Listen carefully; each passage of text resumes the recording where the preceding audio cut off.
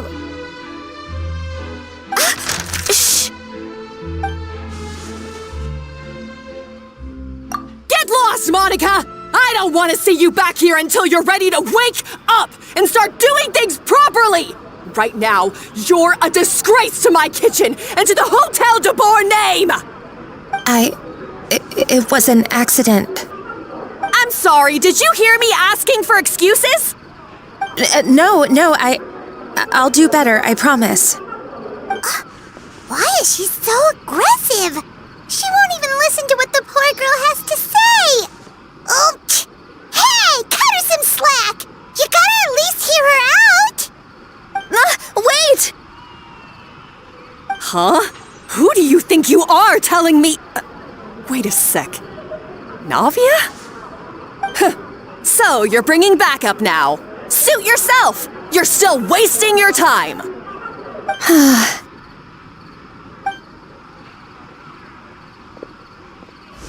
Savannah, is this how you always treat your staff? My staff is right. I'm the one in charge here now. And last time I checked, the Hotel de Boer doesn't take orders from the Spina di Rosula. Of course. How you run your kitchen is none of our business. But when a member of your staff is so overworked he becomes gravely ill, that most definitely is our business. We're going to stand up for him, whether you like it or not. Overworked? I've said it before and I'll say it again. If Vermont can't handle the job, then tough luck. There are plenty of other capable people I can hire instead. But Philmont can do the job, he just... Monica, back inside, now! But you said I shouldn't come back until... Just do as you're told, and not another word out of you! Come on, we have work to do! Wow, what a horrible person! Sorry. Looks like I've dragged you into some drama again. Her name is Savannah. She's the new head chef at Hotel de Boer. Ever since she took the job, she's been enforcing a brutal work regime and putting a huge amount of pressure on her staff. One guy was so overworked, he collapsed from illness. He's been bedridden for days, and he can barely even talk properly. I'm sorry. It's all my fault. I don't deserve to be a chef. At his family's request, the Spina di Rosula is trying to mediate on his behalf. We're not exactly making a ton of progress, as you saw. Savannah is adamant that Vermont's exhaustion and illness have nothing to do with her or how she's been running her kitchen. She's refusing to have any kind of meaningful dialogue with us. Our next thought was to talk to the other chefs at the restaurant and get a better idea of their working conditions. But with Savannah watching them like a hawk, no one has been willing to open up. And that's why I'm here, doing it the old-fashioned way. Camping out? Oh, shoot! It all makes sense now. Sorry. Paimon should have thunk before she spoke. Did Paimon ruin everything? Oh, no, not at all, Paimon. Honestly, the way she was laying into Monica, someone had to step in. I'm sure I would have piped up if you hadn't. And besides, I don't really think I'm built for espionage. Yeah, meaning it's gonna be all the more difficult to get the inside scoop now. Oh, I might as well head back to the Fleuve Cendre then. We'll need to come up with a whole new game plan. Paimon will join you, 'cause this is kinda all Paimon's fault. Guys, it's fine. You don't need to worry about it. That said, if you were planning to visit the Fleuve Cendre anyway, let me take you out for a meal. I'll make sure it's a proper feast. A really famous chef just joined the Spina di Rosula's tavern. Her name is... Sorry to interrupt. I just wanted to apologize for the scene you witnessed just now. We shouldn't subject our customers to that. This is a small token from us. It's some candy from Monica. She asked me to make sure it was delivered into your hands. Monica's the one apologizing? Huh. Clearly Savannah is the one who owes an apology. Our head chef has been a little highly strung lately. Sorry for everything. All right. Since there's candy, Paimon will drop it. Not the candy. Thank you for understanding. We'll make sure to pass your feedback on to Miss Savannah. A little highly strung, huh? Paimon doesn't get it. How did someone like her even become head chef? Well, according to Fermat's family, she hasn't always been like this. But that's a story for another time. Let's try this candy. Oh, Paimon totally gets it. Come on, dig in! Huh? Hold on, there's something written on the wrapper. Find Escoffier.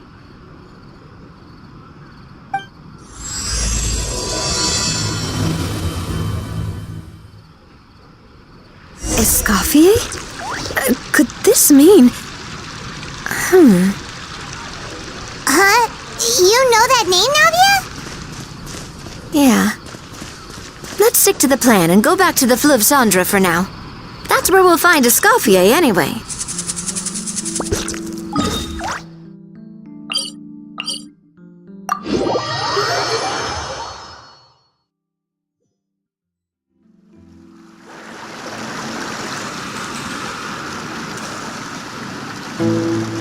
So, who is this Escoffier anyway?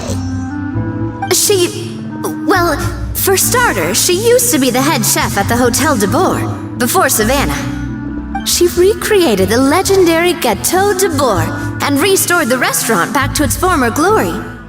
Safe to say, she's the most renowned head chef in the Hotel de Bourg's history, after the culinary genius Modeste himself. Gâteau de Bourg?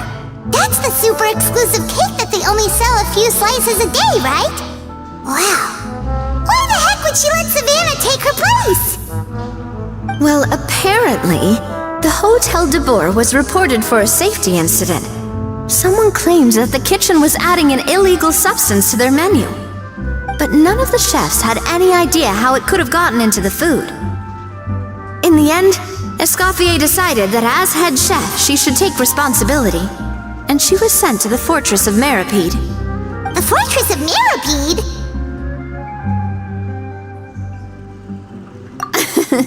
Well, you're right. The quantity of the substance they found was fairly minimal. Even the guards believed the whole thing was probably just an accident. Escoffier didn't have to stay in the fortress for long, but still, by the time she returned, the role of head chef had already passed to Savannah. So that's what happened. Paimon still thinks it's really unfair. Even though Escoffier is no longer head chef at the hotel, she's still well respected by the staff. So, I'm guessing what Monica wants is for us to convince Escoffier to try and negotiate with Savannah on the staff's behalf. Oh, Paimon gets it! Monica wants Escoffier to come back and kick Savannah out.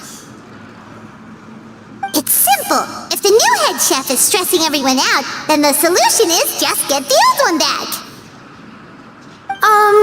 Well, about that... You thought cream of mushroom soup was ready to serve after 3.5 minutes on the stove! You'd have had more sense serving hot water with ice cubes. At least then you wouldn't have wasted all this perfectly good cream and mushroom! What do you say, Hilaire?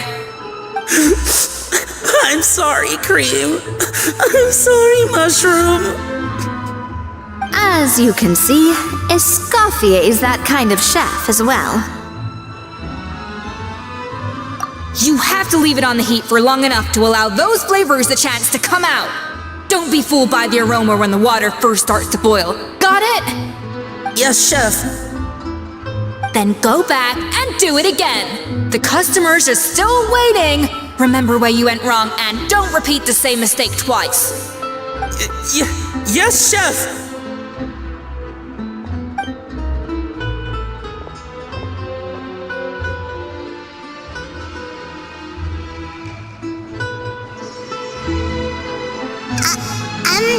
Excuse us, Waiting to be served? Sorry, we're pretty busy. I'm afraid you have to join the line. Oh, no, we're not here to eat. So you're not paying customers? Then I'm afraid the wait will be even longer. It's hard to talk to Escoffier when she's in the zone. Let's take a seat. We can catch up while we wait.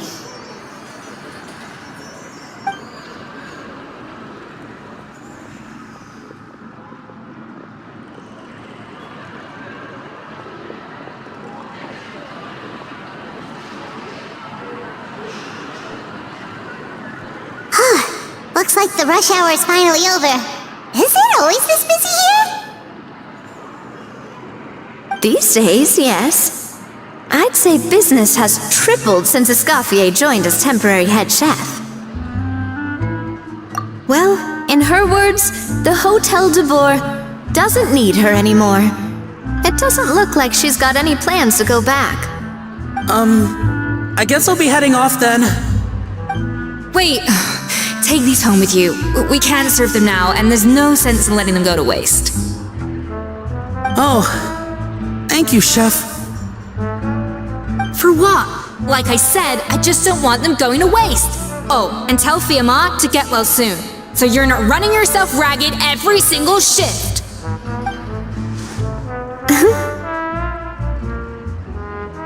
Fiamma. That's the second time we've heard that name. Who is that again? He's the chef that fell ill from stress. Hilaire is his son. And with Mom stuck at home taking care of Dad, he decided to pick up some work to help pay the bills. Escoffier knows their situation, so she's been making some extra food every day for him to take home. Hey, I heard that, Navia! I've told you before, no one's making extra food. Hilaire is making blunders in the kitchen, and I can't serve his failed dishes, so he might as well take them home. Yeah, failed dishes that just so happen to be nutritionally complete every single time. So you two must be the world-famous traveler and his companion, Paimon. Yes? Is there something I can help you with? Oh, so you know us already. We'll skip the introduction then. We are here to talk about Savannah. Oh, I certainly am. The Spina's headquarters are right next to the tavern. And I've lost count of the number of times Navi has come to pester me about it. But I don't work for the Hotel de Boer anymore. And being ex-head chef doesn't give me the right to interfere with that business. Besides, I'm the one who persuaded Savannah to take the job in the first place. What? Well, she was a much gentler person back then. A little timid, even. She wasn't at all confident that she was the right fit for the role. That's hard to believe. Are we definitely talking about the same Savannah here? Honestly, I do wonder if she's just emulating me. I mean, I'm not the most pleasant head chef to be around either.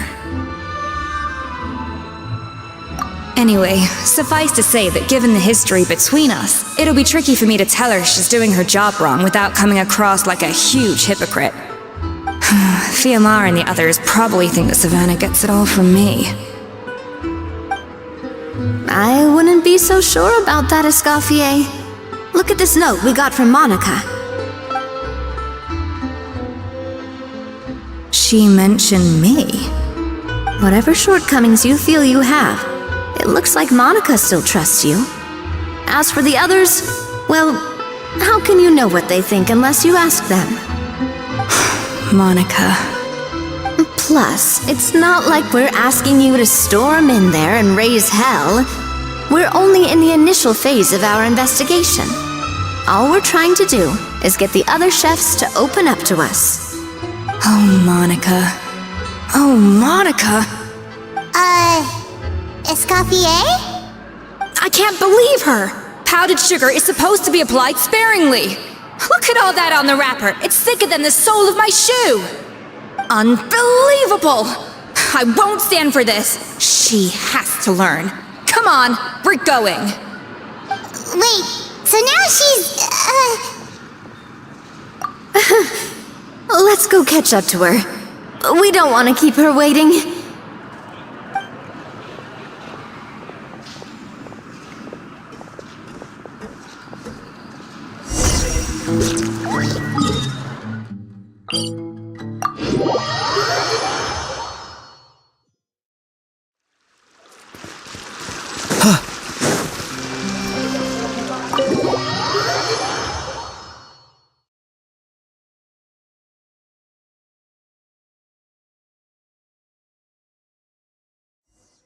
Wait, she looks like... Is that Escoffier? Escoffier's back? Yes! I've missed her cooking! I was just saying, Hotel de Bourg is nothing without her. You can't match Escoffier's talent. I'm sorry. I'm so sorry.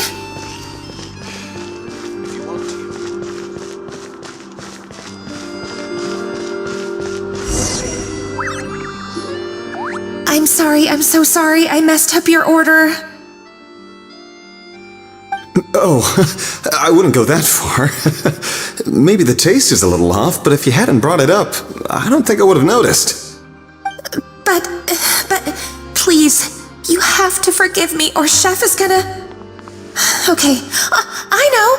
I'll kneel before you. What the heck? Get up, Monica! Can't you see that you're just making your customer feel more awkward? Escoffier? If you want forgiveness, then do what any self-respecting chef would do. Make the dish again. And this time, get it right. You cannot go begging your customers to feel sorry for you.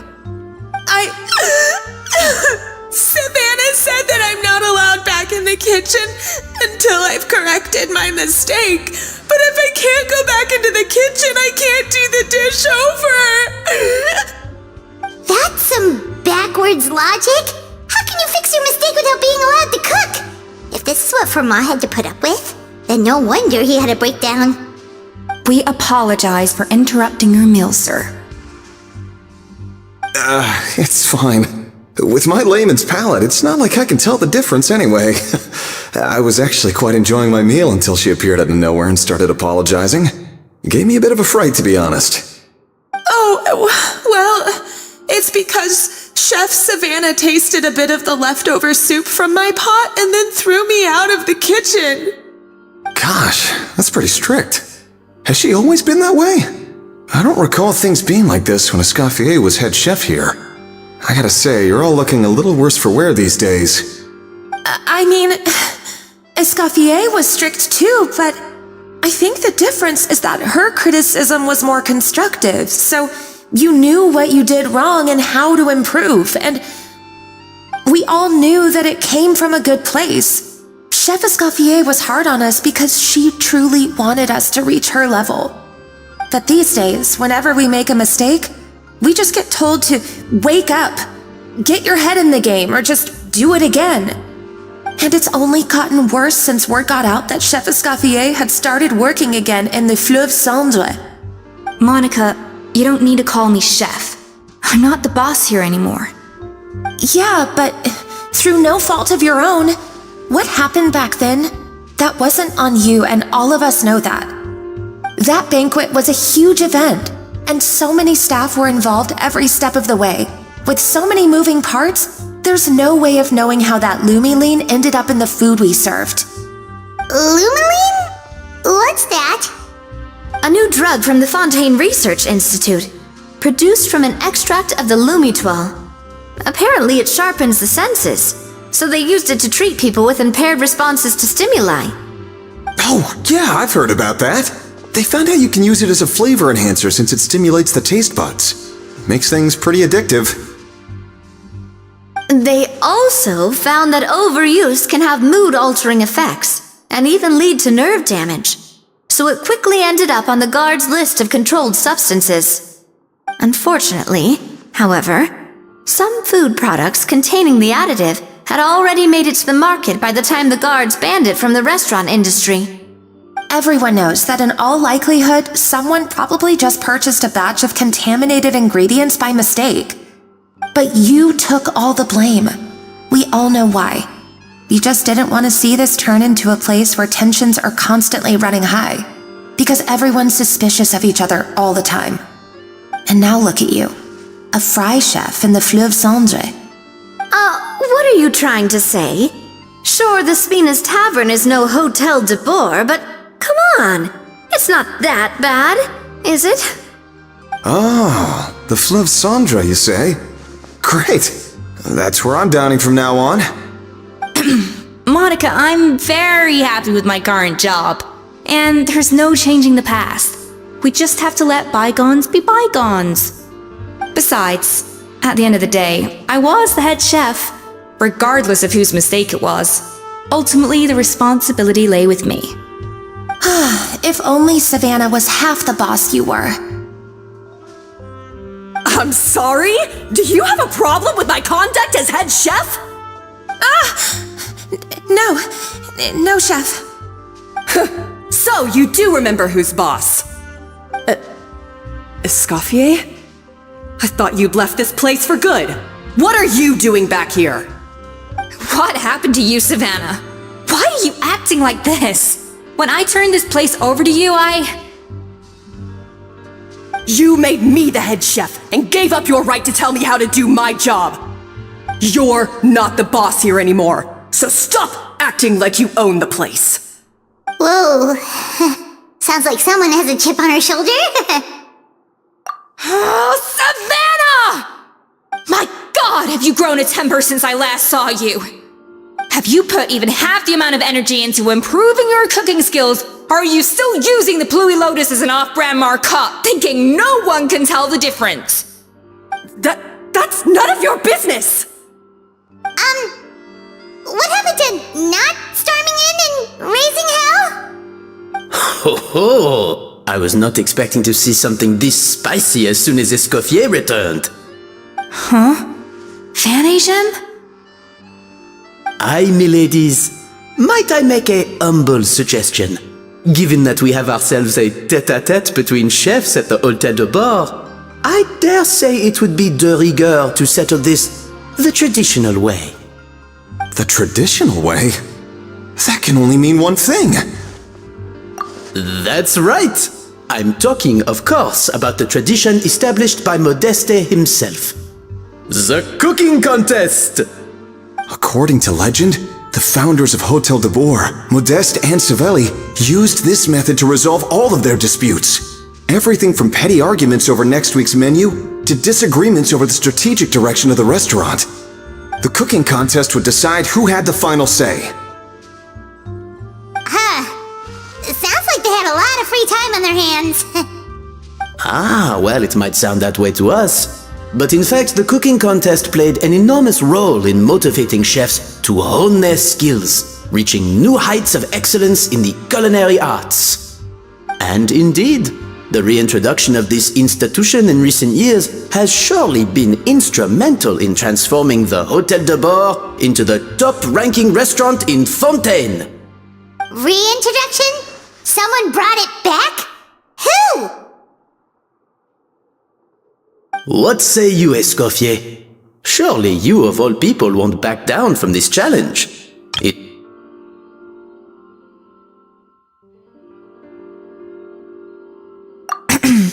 Sure, I reinstated it, but I'm not a chef at Hotel de Boer anymore. Isn't this bending the rules a little? I see no issue as long as both sides agree to the terms.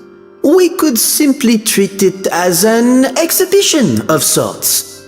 Savannah, any objections? Exhibition. Huh. No. if we're going to battle it out, let's put it all on the line. If I lose, it's up to you what happens to me.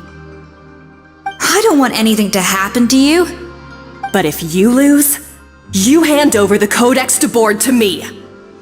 What? The Codex de Boer? Only the legendary handbook written by the original head chef Modeste. It contains all his secret recipes, including Gâteau de Boer. It's the greatest treasure in Fontaine's culinary world. And only the present and former head chefs of the Hotel de Boer have the right to read it. Present and former? Wait, but that already includes Savannah, though. What do you want that old thing for? You have your own copy, don't you? Don't take me for a fool. You know perfectly well what I mean. I want your copy, the original version, the one you took with you when you left us. I'm sorry, I must be missing something. You know, there's no difference between the original and the copy, right? They contain the exact same recipes. Stop trying to change the topic. What's wrong, Escoffier? Scared you're gonna lose to me? Or are you scared of me getting my hands on the original Codex? Savannah, you may remember that we gave her the original as a parting gift to thank Escoffier for her years of service. Asking for it back feels a little, Oh, I'm sure it won't be an issue, as long as both sides agree to the terms. Those were your words, weren't they? And as for the contest itself, let's make it a bake-off. Gâteau de Boer, per the recipe in the Codex. Well, Escoffier, you against me. Are you in or out? You sound surprisingly confident. Alright then, let's see how much you've actually grown. I hope you surprise me, Savannah. I'd hate to find out that all you've learned after this long is how to chew people's heads off. Believe me, I'll show you. Escoffier, are you sure this is a good idea? You accepted her terms a little hastily. Oh, it'll be fine. Let's head back to the Fleuve Cendres so I can get prepping. I do apologize. This whole ordeal reflects rather poorly on us. I'm afraid it's not quite that simple. The Hôtel de Boer runs as more of a partnership, you see. It was founded by two friends, Modeste and Savelli, and it's been that way ever since. So, while I am technically Savannah's boss, it's not really my place to interfere with the business of the kitchen. To be perfectly honest with you, that's part of the reason why I suggested a cooking contest. If Escoffier wins, it would be the perfect opportunity for her to talk some sense into Savannah. Or, of course, if she wanted to return, then... But anyway, I'm getting ahead of myself. Whatever the outcome, this contest will hopefully serve as a turning point for us. Please, pass on my best wishes to Escoffier. I must say, Savannah surprised me with her confidence. Does she really believe she can best Escoffier in the kitchen? I thought she was just blowing off steam when she first raised the idea to me. I can't believe I got to witness that firsthand. I only stopped by here for a quick meal. I definitely got my Mora's worth today.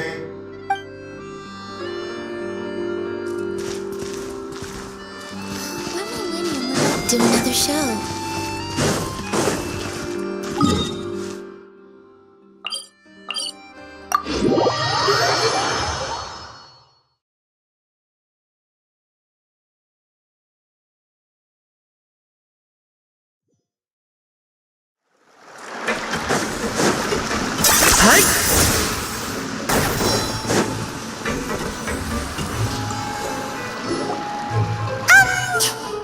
So, this whole bake-off thing kind of came out of nowhere.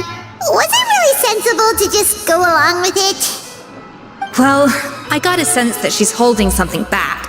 But we chefs always express ourselves in our cooking. So if she won't talk, this might be the best way to find out what's really going on with her. Huh? Holding back? Sure didn't sound that way to Paimon. Escoffier only picked up on it because she's the same way. Always closed off, never letting you know what she really thinks. That's patently false, at least where your macarons are concerned. I've been nothing but truthful with you about the disgraceful amount of sugar you use. Okay, that's one case where you can keep your thoughts to yourself. Oh, that? Well, it's not so much a recipe book as a diary of Modeste's adventures. Back in the day, he and his good friend Savelli explored far and wide, partly adventuring, partly looking for new ingredients and developing new recipes. Their creations had an enormous influence on the course of Fontaine cuisine, turning it into a much more vibrant and diverse scene. For instance, legend has it that the original Gâteau de Bourg was made using a special secret ingredient that Modeste discovered on one of his adventures. So rare was the ingredient that they could never make more than 16 slices of the cake per day. But everyone who tried it claimed that it was one of the most blissful and invigorating things they had ever tasted. Modeste and Savelli went on to found the original Hôtel de Bourg, which catapulted them to stardom in Fontaine's culinary world. Especially Modeste. He was hailed as a once-in-a-generation genius, and over time, the recipes from his adventure log became known as the Codex de Bourg. Paimon's heard this kind of story before. Armed with the Codex, the Hôtel de Bourg took its rightful place as the finest restaurant in the land, serving those recipes for centuries to come. Something like that? What? No, of course not! Cooking is a constantly evolving art form. How could any restaurant survive if they only served food that was popular last century? Anyway, never mind centuries. Savelli and Modeste parted ways not even 10 years after their rise to fame. Then, Modeste passed away while he was still in his prime. And that was it. The end of the Hôtel de Bourg's heyday.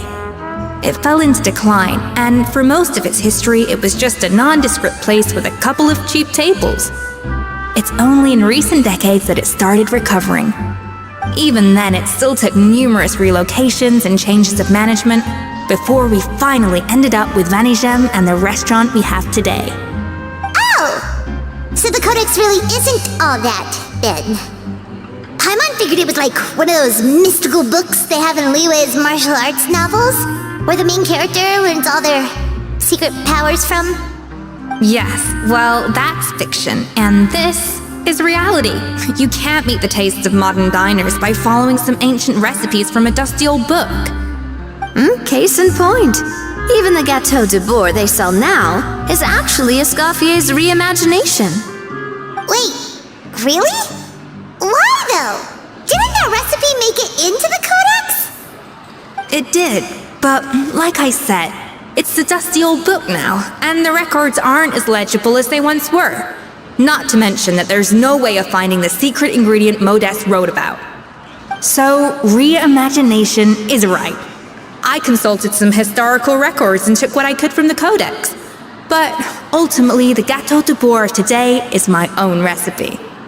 As for why we gave it the same name and kept the tradition of only selling 16 slices a day, well, you've got Vanigem's business sense to thank for that. Oh, huh. Well, that kind of takes all the mystique out of it.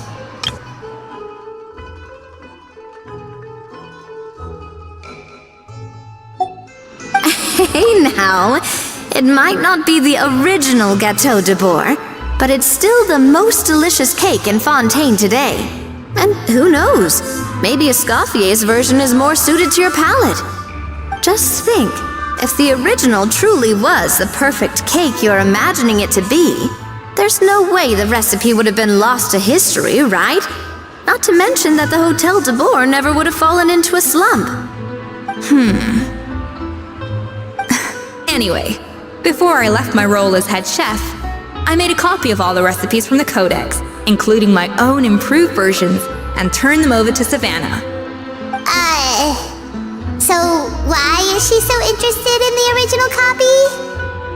Could it be a symbolic thing? Like, whoever holds the original Codex de Bourg is the true head chef? Well, it was clearly precious enough to give to Escoffier as a parting gift. Meanwhile, Savannah only got a copy. Maybe from her point of view, it's like management doesn't truly see her as being worthy of the role.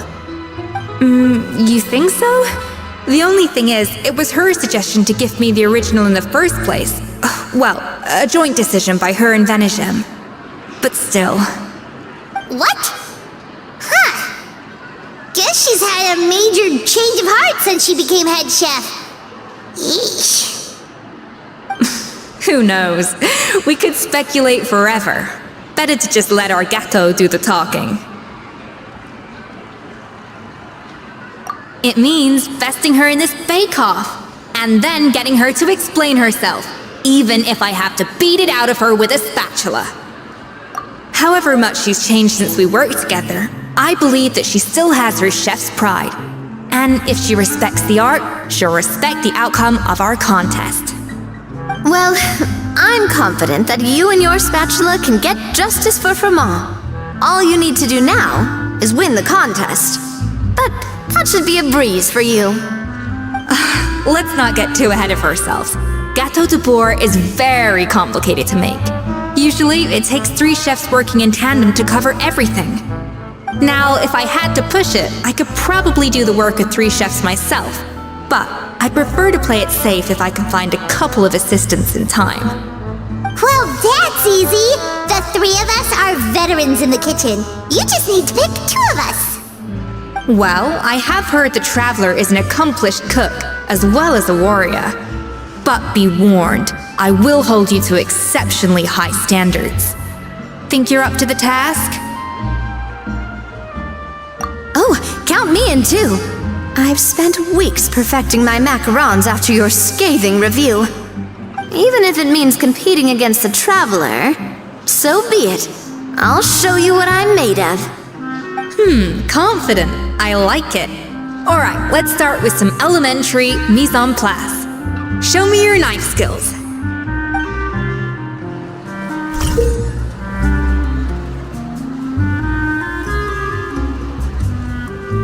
I've always called it chopping stuff up, not mise en place. But it's basically the same thing, right? Oh, Navia. The difference in your case is that looks like you found that easier than I expected. Yeah, thankfully it was pretty straightforward in the end. You made it sound like we'd be carving statues out of fruits or something.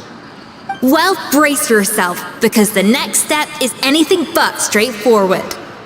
I'll be using this cold press to extract flavor compounds from the ingredients. A kind of special food processor I got the Fontaine Research Institute to make for me. It uses cold temperature extraction to isolate the essence of cooking ingredients, which can then be used to flavor dishes more precisely. But this isn't exactly standard kitchen equipment, so that probably didn't make a whole lot of sense. Let me give you a demonstration instead.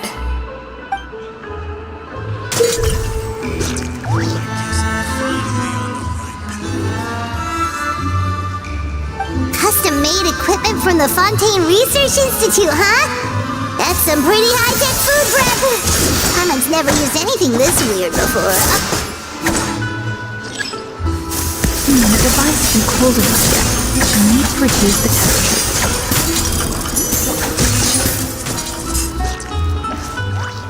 And done. These are the flavor compounds extracted from our ingredients. I've processed all the fruit you chopped up earlier. Wow! Even the smell is so much more concentrated. What next? Do we add all this stuff in? Absolutely not! Throwing everything in at once will ruin the balance of flavors. We have to go slowly and carefully to calibrate the exact flavor we want. I'll demonstrate again. Now, watch closely.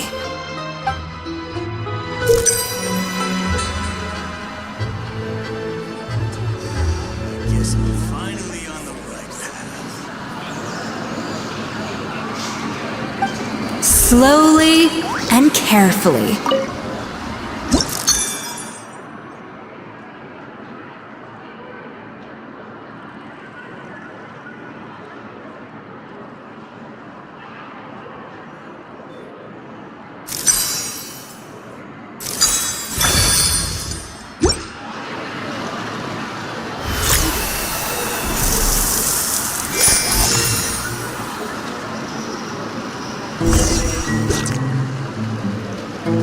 voila! Now it's your turn.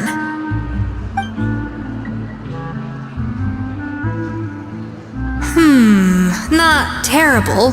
Considering this was everyone's first time blending flavor extracts, it could have been worse. But the traveler's work was surprisingly good. Are you sure you've never done this before? You got almost perfect results on your first try. Oh, well, they do say adventurers are multi-talented folks. Now I've seen it firsthand. Alright, now for the part I've been looking forward to. I want each of you to cook something from the Hotel du Bois' current menu. I'll judge your submissions and give you a final score. That's right. The true test of your cooking skills is the finished product. It'll be good practice for the contest itself. Now get to it. Chop chop!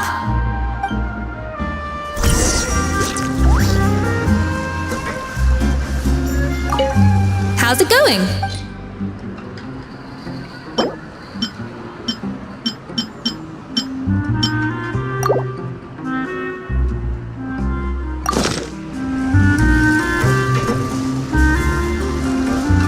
How's it going? Have you picked a dish yet?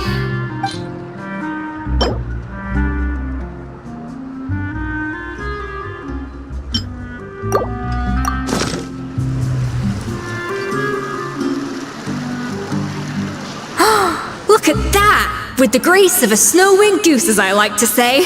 Now, let the grating commence.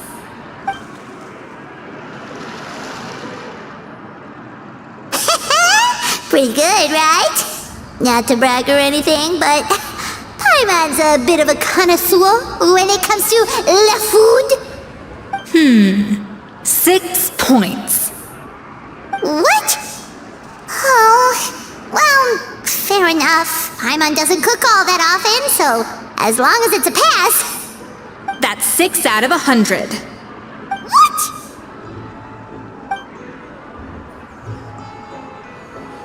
You say you're a connoisseur, but it's quite clear from this dish that you have far more experience consuming food than creating it.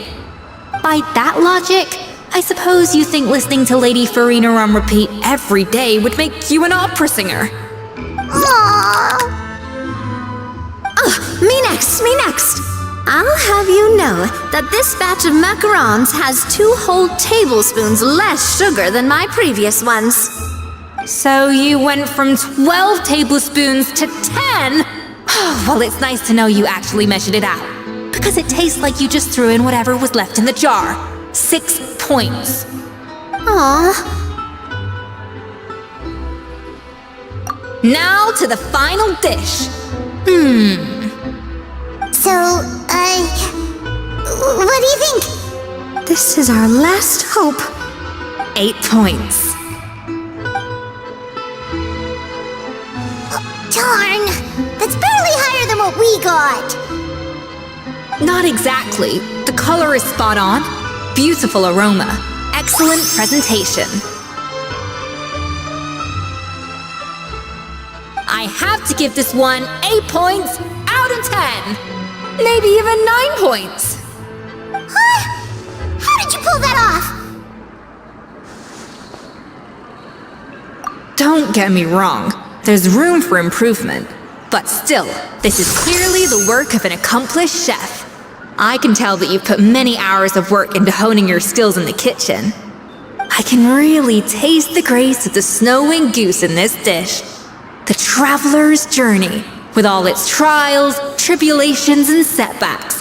Not to mention the frustrations of having a picky eater for a partner. Hey, you made that last part up! No way did you taste that! Well, it looks like I lost fair and square. I guess you'll be taking the traveler as one of your assistants then? But if it takes 3 chefs, that still leaves 1 slot remaining. Maybe Paimon and Navia should keep practicing and see how it goes? Chef Escoffier! Oh, it's Hilaire! What brings you here? I heard the news about the cooking contest. You're doing Gâteau de Bois, right? I was just wondering if you needed any help? And you think you're up to the task, do you? Oh, no, I know I'm not there yet. It's actually my dad who wanted to help.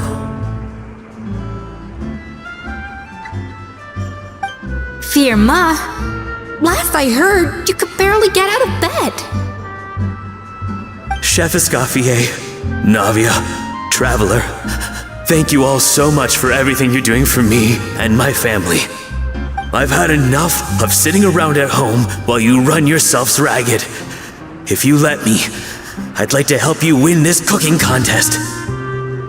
Yeah, I was gonna say the same thing. Don't you worry, I'll be fine. I'm feeling much better now. I'm sorry. I know I've been rather useless these past few days, but not anymore. The fact is, I'm a fine chef, despite recent events. I've proven myself in the Hotel de Bourg kitchen, so if anyone's qualified to work under Chef Escoffier, it's me. I think. I hope so. Firma, have you even set foot in a kitchen since leaving Hotel de Bourg? I have not, but I'm fully rested now. I know I can handle it. I'll prove it. Let me whip something up for you right now.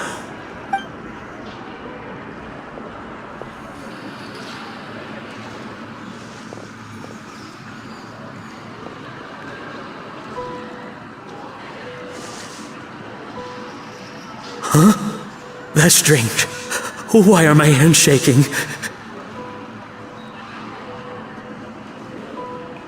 What do you call this, Firma? I can't seem to grip my knife. Do it again! Again! Again! Hopeless. Get out of my kitchen yesterday.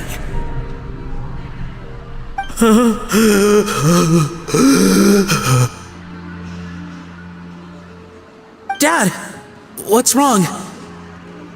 I don't understand. I was feeling so much better, and then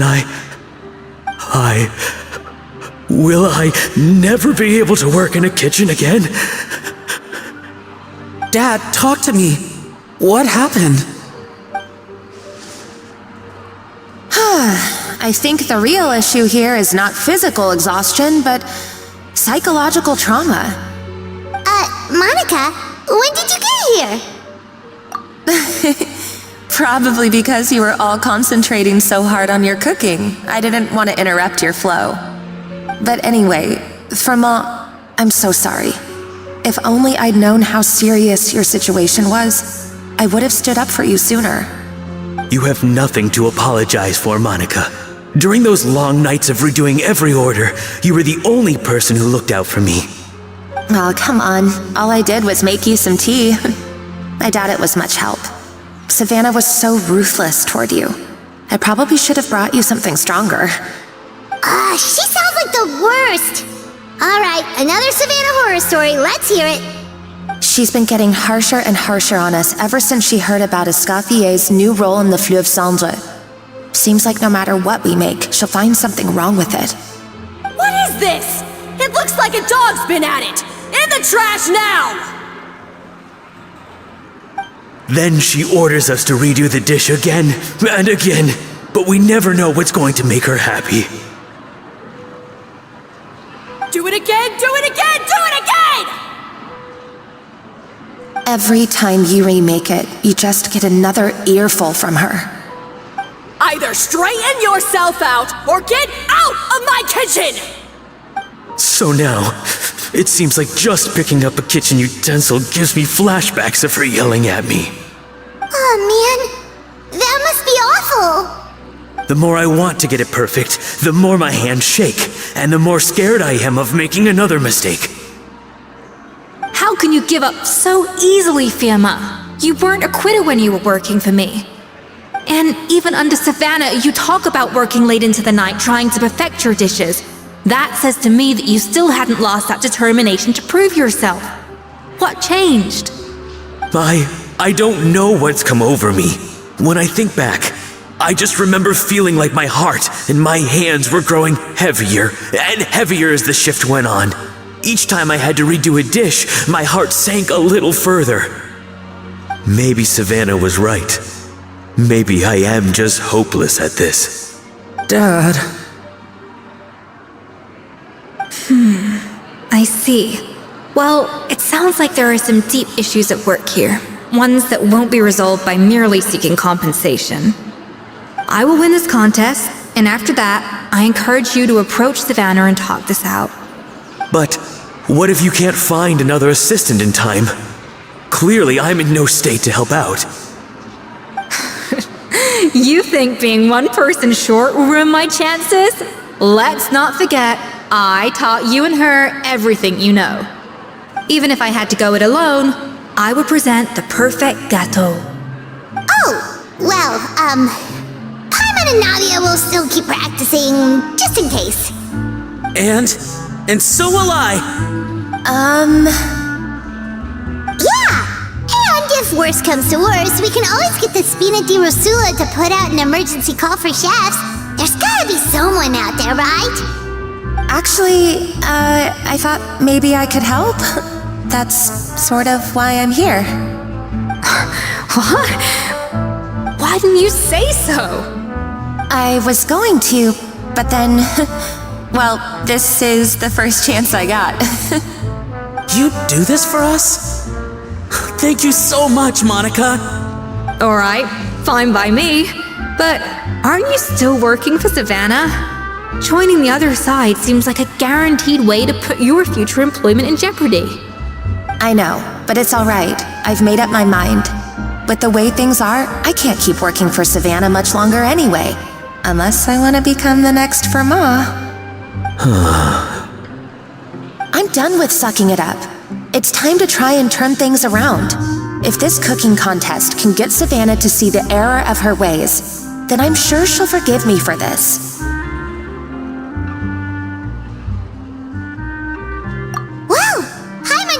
We'd be poaching from Savannah's staff to get our third person, but there you go. Anyway, Monica's a professional chef, so nothing could possibly go wrong now. Great! Then it's settled. And to congratulate you all on making the team, I propose a Spina-sponsored meal to celebrate. Spina-sponsored? Wait, you mean I'm cooking? Well, I promised the traveler a feast in the Fleuve Cendre, and I know how much you've been looking forward to it. Yeah! Feast, feast, feast! Alright, if you insist, then prepare for some of the finest food of your lives.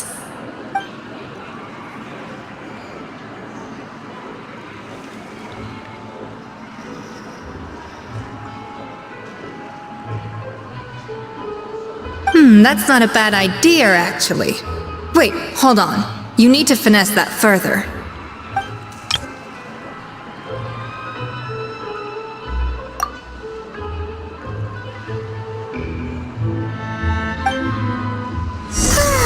That was a dream come true.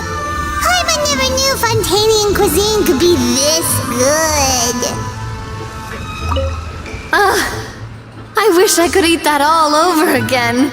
It's not often that Escoffier goes all out like this. And it's all because of you, traveler. I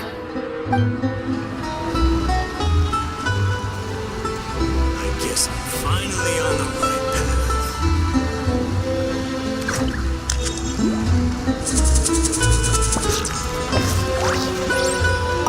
path. So, this is what Chef Escoffier is truly capable of.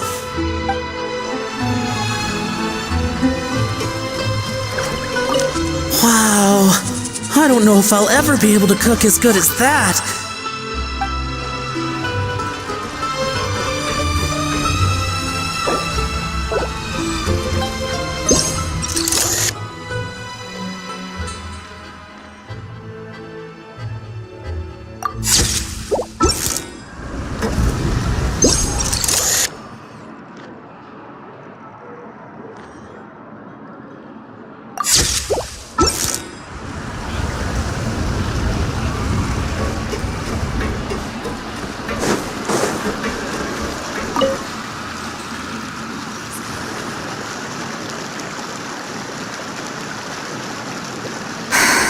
Why, Savannah? Why?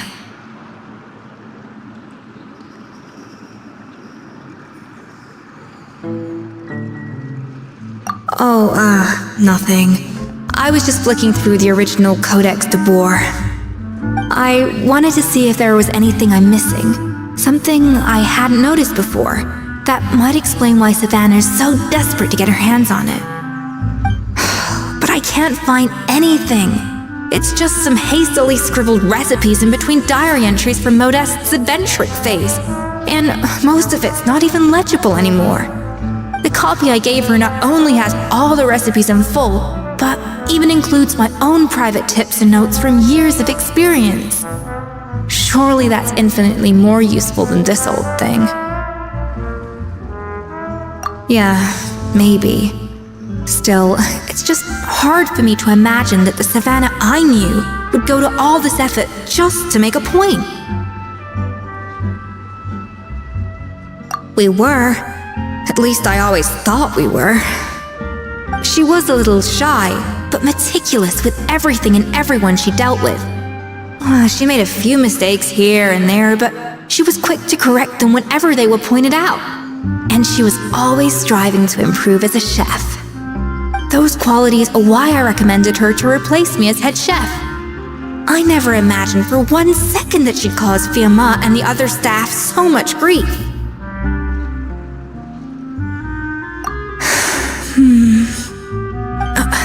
Well, I mean to an extent, of course. I pushed hard for her to get the role. And the idea that she turned out like this because of me is difficult to come to terms with. I wonder if this is how Modeste felt back when he was writing the Codex. Yes, with his good friend and co-founder of the Hotel de Boer, Savelli. The story goes that after Modeste unveiled his Gâteau de Boer and was hailed as a culinary genius, he was admired and adored by all. But his newfound fame slowly drove him and Savelli apart. Unlike Modeste, whose every new creation was an instant hit, Savelli seemed to face setbacks every turn. Doors that would swing wide open for Modeste would shut in Savelli's face. And with Modeste being whisked off to all manner of functions by his celebrity friends, he had less and less time to discuss the culinary arts with Savelli. People started gossiping about Savelli, and their relationship between the two gradually soured. Everything came to an abrupt end when Modeste, still in the prime of his life and still hailed as a genius, suddenly died from an acute illness.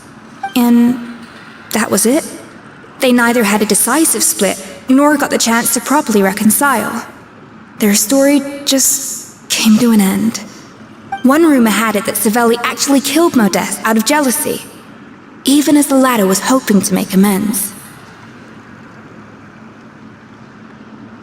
Unlikely. It's a popular theory, but there's no real basis for it. At least there are no records of Savelli ever being convicted of a crime. Still, beyond a point, there's no way of knowing what truly happened in the past. All we can do is try to make sure the present doesn't quite go as badly. And that's why I have to win this contest tomorrow. Then get the truth about everything that's been going on, even if it means cracking her open like a nut.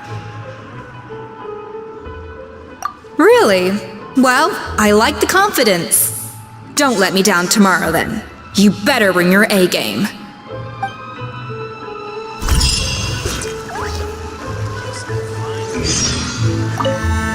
Let's hope that Savannah isn't all sizzle and no steak. After all the work we put in, it would kind of be a shame if tomorrow was a complete cakewalk.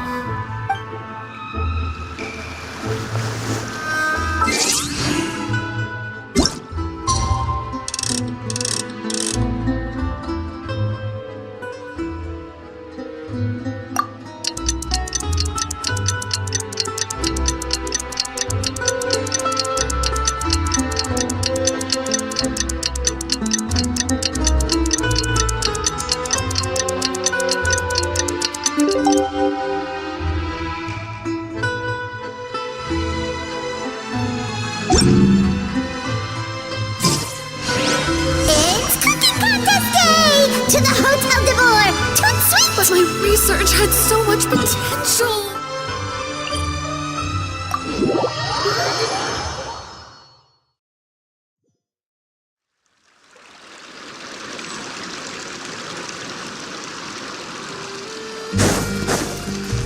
Did you hear the news? Escoffier's coming back for a cooking contest. Wait, seriously? Escoffier in a cooking contest? Now that I've got to see! I don't get it. Why would anyone in their right mind challenge her to a cooking contest?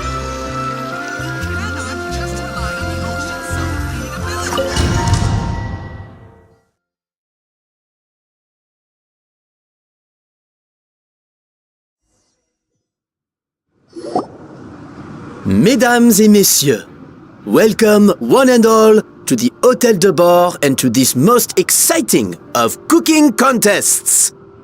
Savannah, I've brought the original copy of the codex you asked for. Monica? Huh. In the interests of fairness, this contest will be conducted in a double-blind format. Once the dishes are complete, they will be sent to the back of the kitchen where they'll each receive a label. The labels will be placed out of sight underneath the plates, only to be revealed after the judges have sampled them and reached a final verdict. This is to ensure that no one will know which dish is made by which contestant. As one of the judges, I promise to be fair and impartial. When my meal got interrupted yesterday, I never thought this is how they'd make it up to me. Getting a seat on the judging panel is a pretty sweet deal. Both contestants have taken their positions. Then, without further ado, let the Hôtel de Bord cooking contest commence!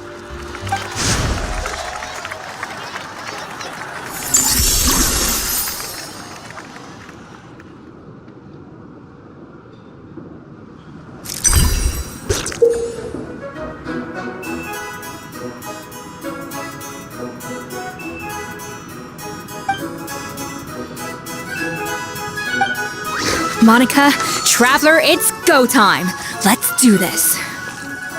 Even the best chef in the world can't flavor their food without prepping the flavoring, right? Alphonse! Gaspar! Get to work!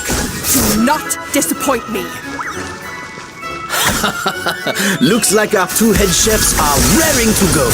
That should be enough flavoring. Now hurry up and balance the flavors.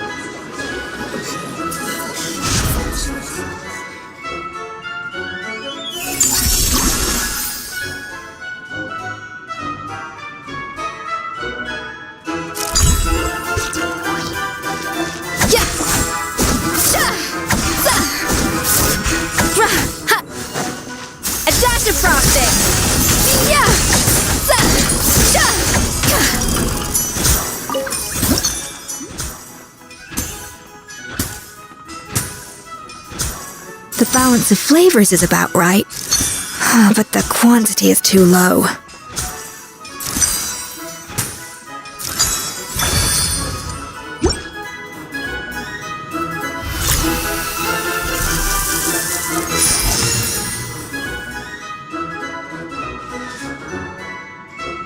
So, what do you think?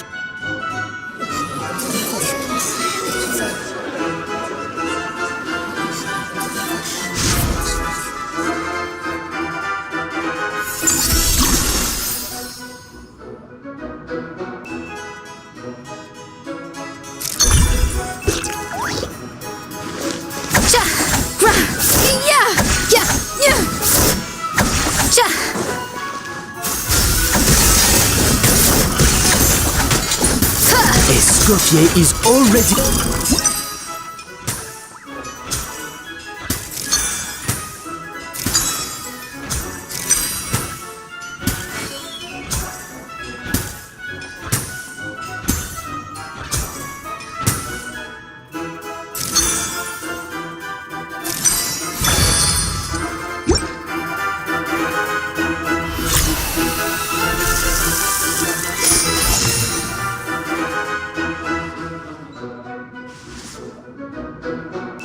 You can't match Escoffier's talent.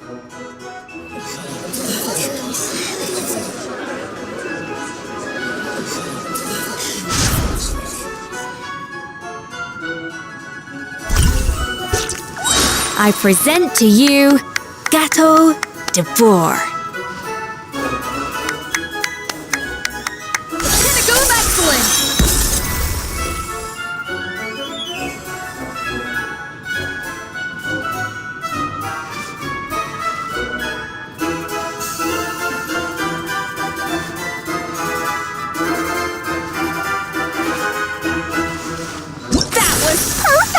We were like a flock of snowing geese, completely in sync, working gracefully and elegantly together. Great work, team!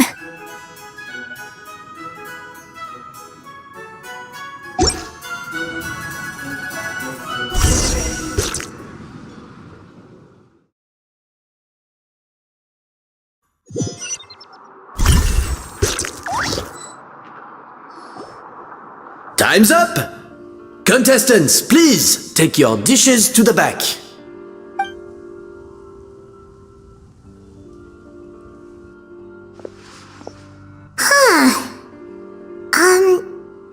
That guy was right. You really can't tell whose is whose just by looking at them. We both made the same dish after all. For all her flaws, Savannah's a talented chef who earned my recommendation for good reason. She wouldn't screw up something as elementary as the cake's appearance. Whoa! This is really rather good. Wonderfully soft and fluffy. Beautifully sweet. This is a masterclass in how to make Gâteau de Bourg. I would give this one at least 9.9 out of 10! Only because there's something about the flavor of the base. It's just a little different from the recipe I'm used to. Huh? Really? I couldn't tell. Alright, on to gâteau number 2. I haven't had a single bite and already this aroma is a delight to the senses. I have a feeling that this gâteau will be a gâteau for the ages. How exciting! I'm gonna dig in.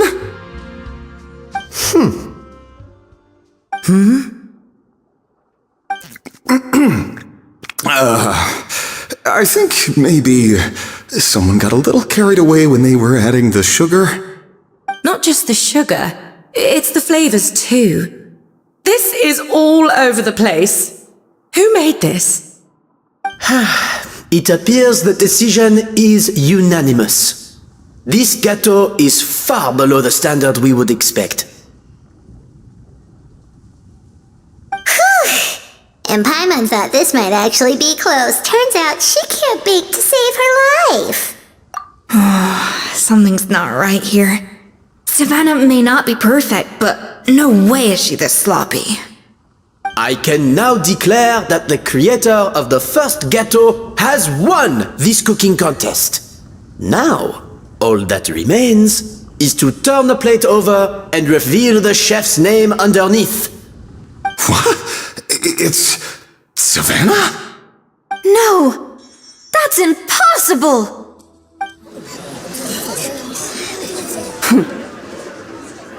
Hey, Savannah! You cheated, didn't you? You cheater! What did you do? Oh, you swapped the plates, didn't you?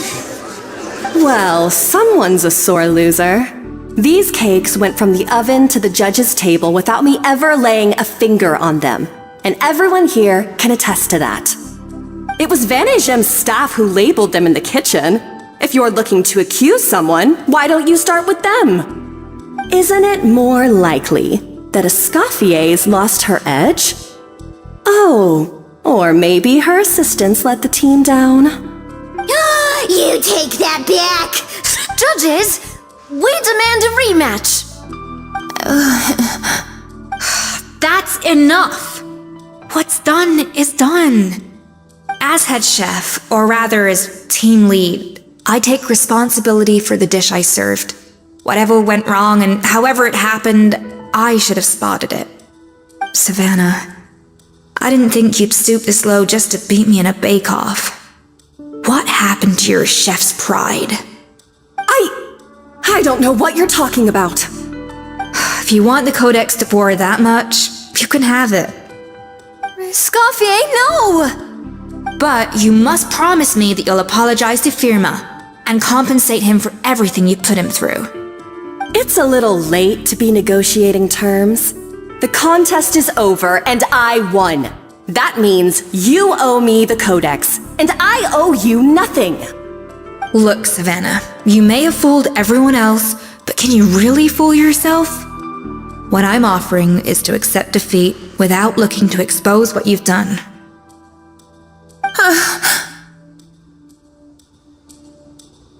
But only on the condition that you promise to stop putting so much pressure on your staff. Fine. I'll treat this as your final handover of duties from one head chef to the next. So, will that be all, ex-head chef? Or is there any other unfinished business you'd like to leave in my hands? I didn't mean that to be a scolding from your former boss, just a word of advice from a fellow chef and a friend. But I don't know if you're even open to input from other people anymore. I know what I'm doing. I don't need your advice.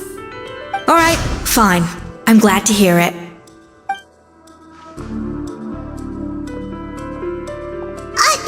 Escoffier! The Codex de Boer! Finally. Now, at long last, I will succeed. Escoffier? How could you let her get away with this? Yeah! The Codex is a souvenir of your time here! Doesn't that mean anything to you? It's alright. It was just a bake-off, not the end of the world. Besides, it's not all bad. She agreed to compensate Firma. That's mission accomplished for the Spina. Honestly, if I'd have known that giving her the Codex would solve everything, I'd have just done that in the first place. I mean, why bother with the whole cooking contest? It's such a waste of time and energy.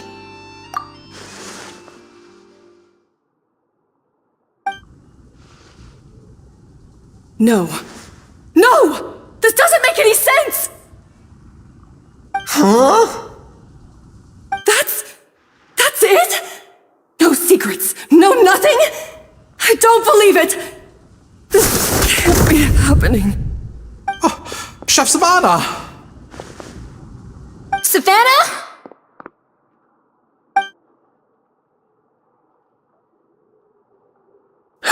It's nothing life-threatening. Just a lot of pent-up stress and exhaustion. Oh, I knew it. Pent-up stress? The truth is, however hard she might be on the rest of us, the person she puts the most pressure on is herself. Yes, there are nights when she makes us redo things over and over into the wee hours. But for her, it's every night. She'll hide herself away in the kitchen, working on new techniques and recipes, and only realize how long she's been at it when we come to work the following morning. But why? Why? Our best guess is, she doesn't want to be seen as less of a chef than Escoffier. And there it is. Even so, that's no excuse for taking her anger out on the rest of you. Yeah, and it's definitely no excuse for cheating in the cooking contest. About that, we honestly have no idea how she did it. We were focused on our own work the whole time, like she asked. Leone and Argalia were the ones I tasked with labeling the cakes. I've already spoken to them both. They're at a loss to explain it too. Not to worry. Come on, join me downstairs. I'll interrogate the guilty gâteau myself.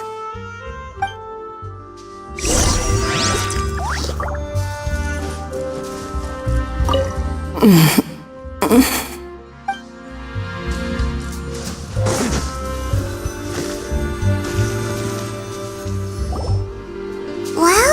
how is it? Have you figured out what it was? Oh, this is aggravated assault on my palate. I'd rather eat wet cement than this. Is it really that bad? I made sure to taste test it before it was served. Oh, relax. This isn't your cake. Savannah never switched the plates.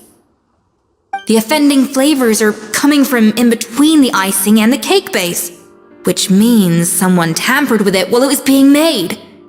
Or in other words, we have a traitor in our midst. I'm sorry. I was forced into it. It was Chef Savannah. She said if I didn't cooperate, she would... Calm down, Monica. I've already accepted defeat. And if I wanted retribution, I would have brought this up when the results were announced. Whatever's going on with you, just spill the beans. There's no need to hide it.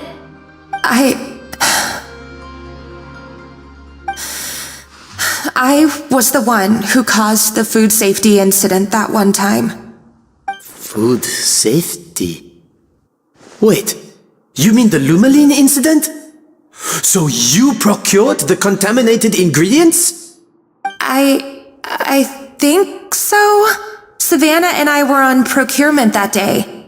I didn't check everything as well as I should have, and so I let contaminated ingredients make it into the kitchen. But I swear I didn't do it on purpose. I had no idea there was an issue with them, and I didn't know it would end up with Escoffier going to jail. But the last thing I expected was for Savannah to use it as leverage to blackmail me with...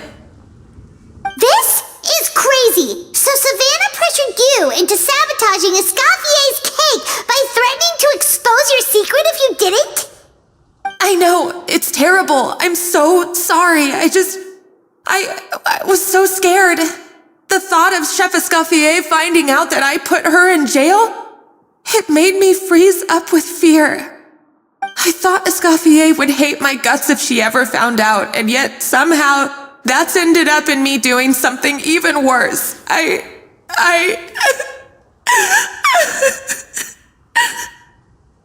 Seriously? All this fuss over a little slip-up? Huh?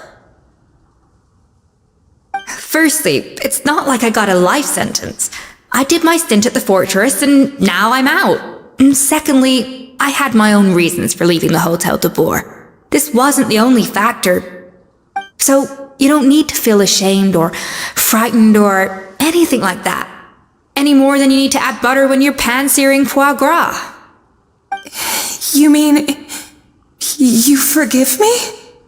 Oh, well... I'm not saying you don't have to take responsibility for your mistakes.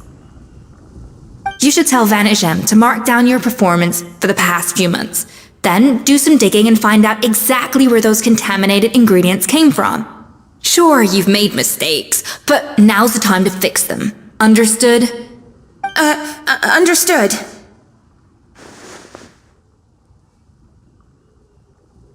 Good. Now, back to Savannah. What about the original codex would compel her to resort to blackmail? I have my suspicions. Not that I've got any proof to back them up, though. Ugh. What happened to me? I've overheard some customers murmuring about how the Hotel de Boer hasn't been the same since Escoffier left. They think our menu doesn't taste like it used to, especially our signature items. Now that you mention it, I noticed it during the contest too. I couldn't put my finger on it, but the flavor seems subtly different from how it used to be. But the difference was so small, I'm sure no one would notice it besides our most loyal customers and true dessert connoisseurs. Still, as head chef, it's easy to see why Savannah would get so hung up on it. So many times I've seen her make the cake base over and over again, late into the night, determined to match Escoffier's version. But something's always slightly off every time. Yeah, I've noticed that too. Never really gave it much thought, though. Thinking back on it now, it's clear that Savannah's been in a downward spiral ever since Escoffier left. She wants to prove that she can fill Escoffier's shoes. That's gotta be the reason. But after countless setbacks, she's getting more and more unhinged. And at some point along the way, she switched from doubting herself to doubting Escoffier. Doubting Escoffier? For what? Yeah, it would explain why she was bent on getting the original at any cost. She must have thought Escoffier purposely omitted key details from her recipes when she copied them out. Also, she could retain her place as the #1 chef in Fontaine, the only one privy to all the secrets of the trade. Oh, for goodness sake, what a stupid idea. Of course.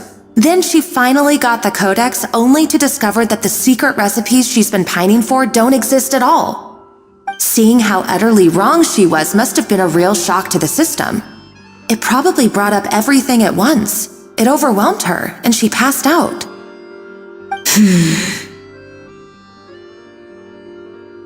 There's still one thing that doesn't make sense, though. If Savannah had the real recipe all along, how come it tasted different?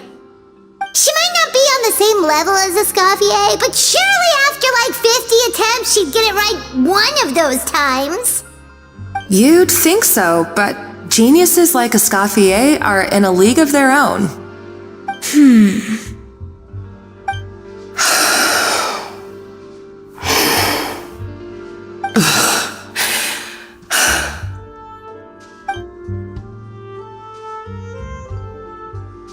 New head chef, you say? What's her name?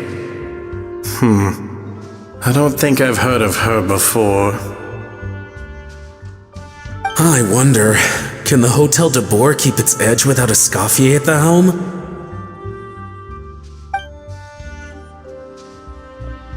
This tastes different from last time. Is it undercooked or something?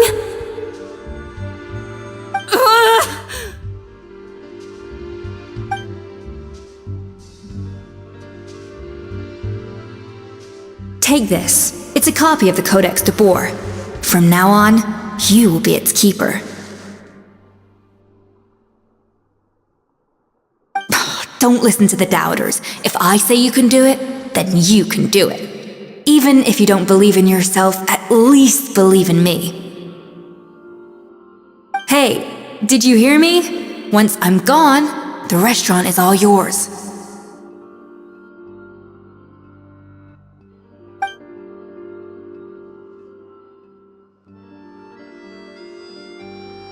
All this time, I've been blaming other people, but maybe I'm the problem.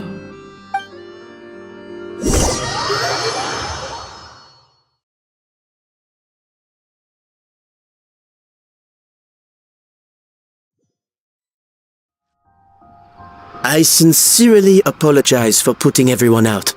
Savannah's awake now, but I don't think she's ready to speak to anyone yet. Let's give her the day to calm down.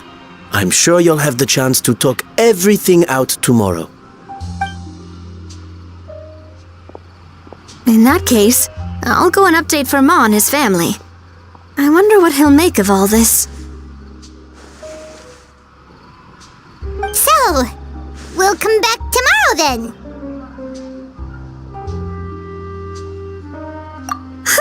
That was a long day. I think I've earned myself a sweet treat when I get back home.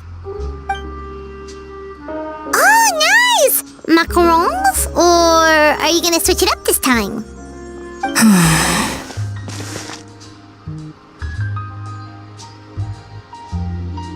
Traveler, how much do you know about the snow-winged goose?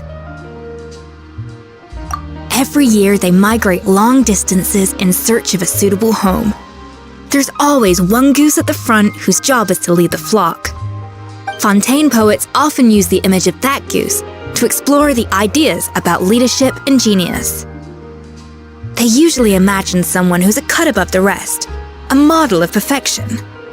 But what those poets don't know is that during a migration, the lead goose is always changing. Once the lead goose shows signs of fatigue, it retreats to the back of the flock and allows another goose to take its place. So the truth is that leadership, with all the responsibilities and pressures that come with it, it's something that everyone takes turns at. But we humans completely miss that fact when we project our own ideas about social hierarchies onto them. I guess what I'm saying is, I don't buy into this notion that there's some sort of gulf between normal and genius. Cooking is a science, not magic. Given the same ingredients, same recipe, and same environment, I see no reason why two different people shouldn't be able to create the exact same dish. Of course, some people have a more sensitive palate than others, and some people are just born bolder or more conscientious. But these are all variables that can be accounted for with time and practice. I'd have no reason to expect so much from others if I believed that perfection can only come from the hands of a genius. The only reason I hold people to high standards is because, well, I believe they're capable of greatness. Okay, I've made up my mind. I'm gonna get to the bottom of why Savannah failed. And come tomorrow, I'll give her the scolding of her life, pointing out all the mistakes she's made along the way. Then she'll finally see the error of her ways.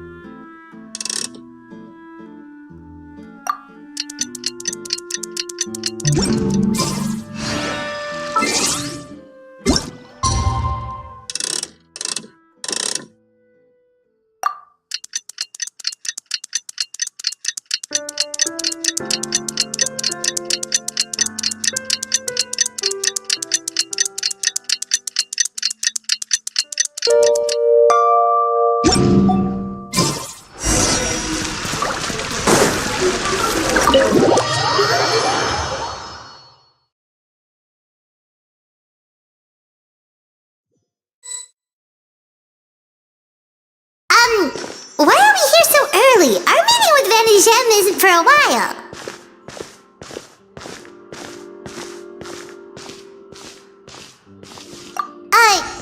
Check on her? Why? What happened? Oh no. Escoffier, are you alright?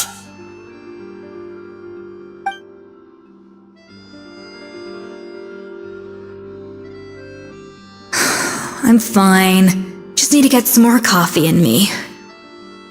Huh? What happened to my coffee? Did I really drink it all? Alright. Thanks. I appreciate it. Well, there's cooking facilities here. Or we could just grab a cup of coffee from Cafe Lutece, but either way, hurry!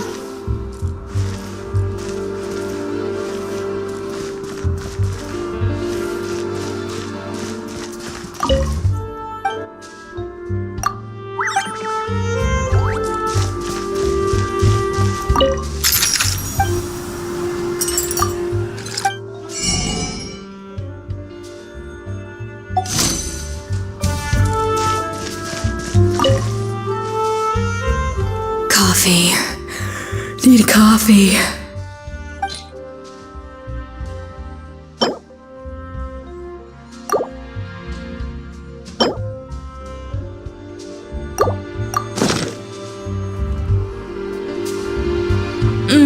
Strong, bitter coffee beans, transformed through expert brewing and balanced perfectly with rich, creamy steamed milk.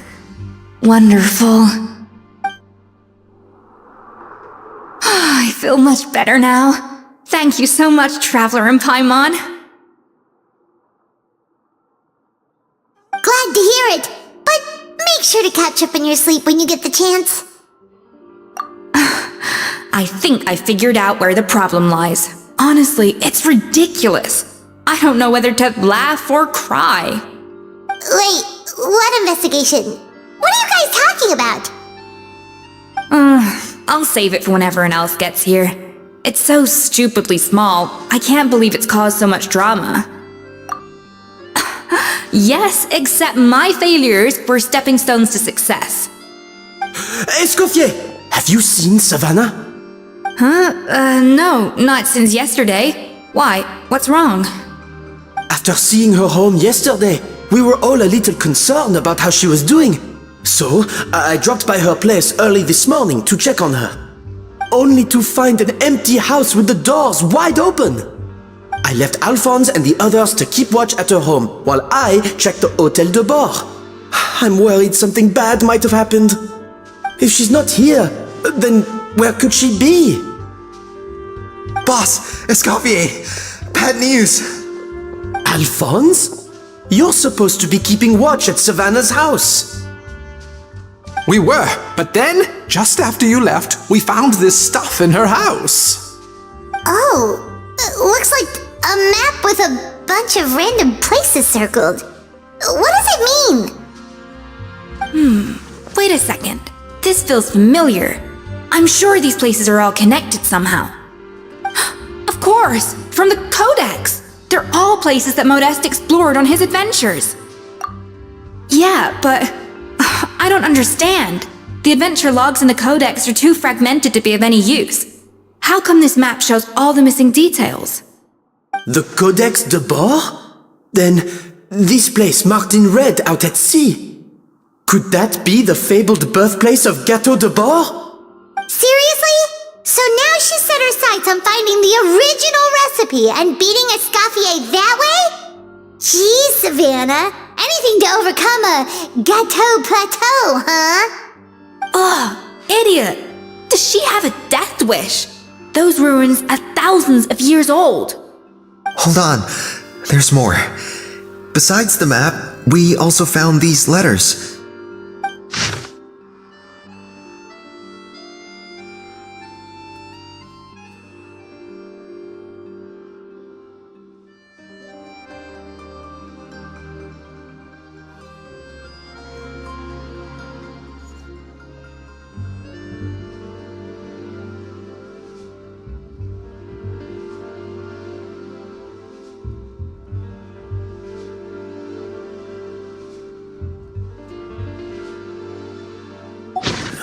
It was you. You let the Lumaline through, didn't you? It sounds like a threat letter. Does this mean that Savannah was responsible for the safety incident? And not Monica after all? Retrieve the Codex by any means necessary. So the cooking contest and the cheating. Someone else was behind her pulling the strings? She's keeping the true recipe to herself. Ugh, this is all such a mess. Paimon needs a second to process this. First, we thought that Savannah forced Monica to cheat in the cooking contest. But now, it turns out that someone else forced Savannah to force Monica to cheat?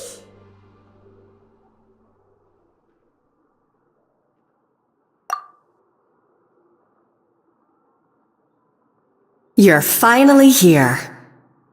Of course. I should have put two and two together as soon as I read your threat letter.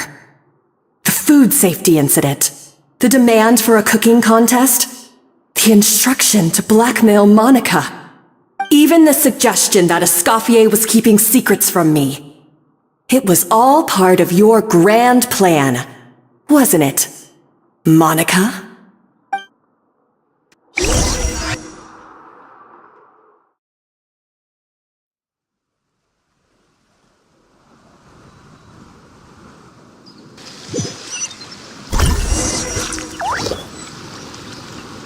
We should be getting close to the spot marked on the map. Of all the stupid things she's done, this really takes the cake. The moment we find her, I'm gonna curse the living daylights out of her.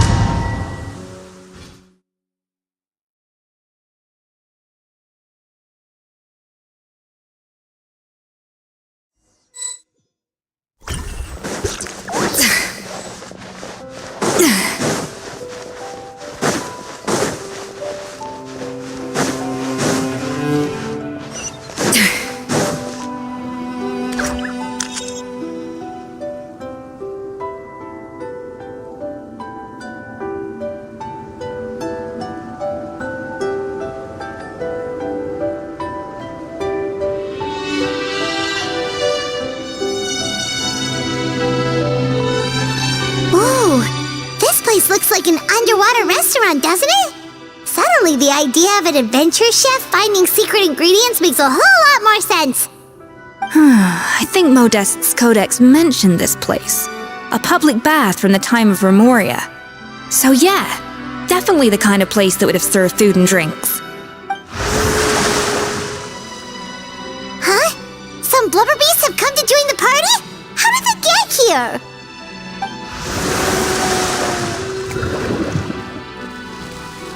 Aw, they ran off!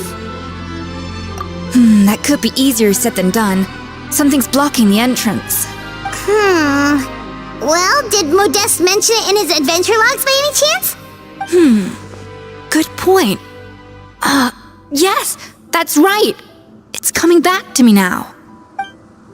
We prepared a banquet for our shy little guests, and as the food flowed away on the current, they broke into a joyous chorus. And we have to feed the blubber beasts? With what? There's nothing here besides rocks, romaritime flowers, and lumitoile. See, this is why you should always bring snacks. You never know when you're gonna need them. Now we have to head all the way back to shore and grab some. There is no time for that. Romaritime flowers and lumitoile will have to do. They may not look appetizing to us, but who knows? They could be blubber beast delicacies. Wait, we're seriously gonna try this?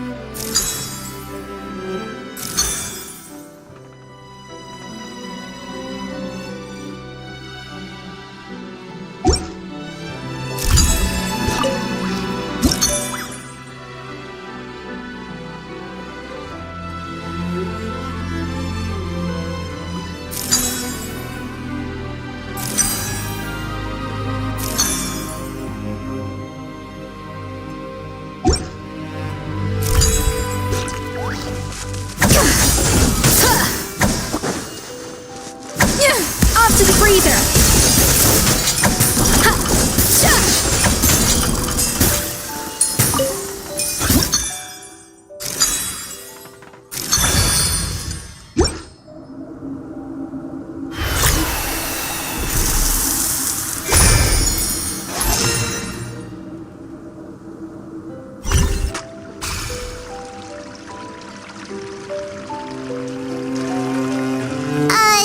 Blubber beasts or not, are we sure that... Trust me, they'll love it.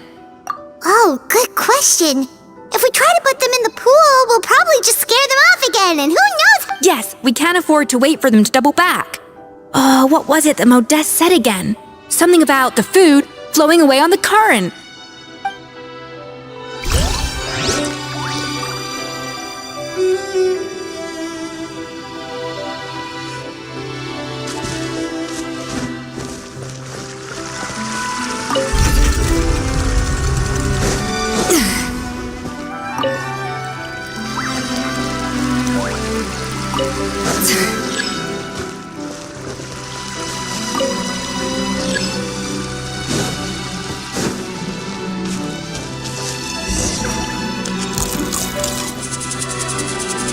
Wow, it's really singing! It must taste better than Paimon thought!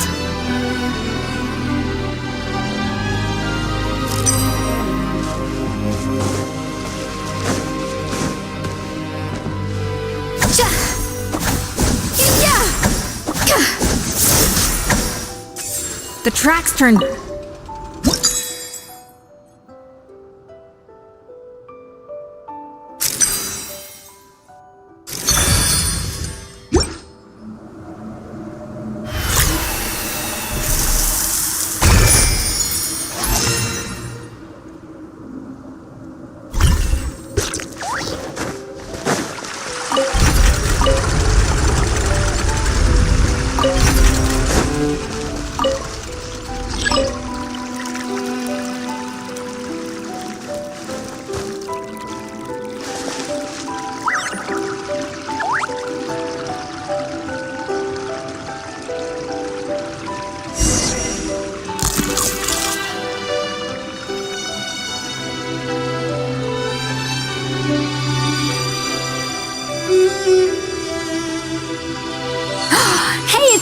again.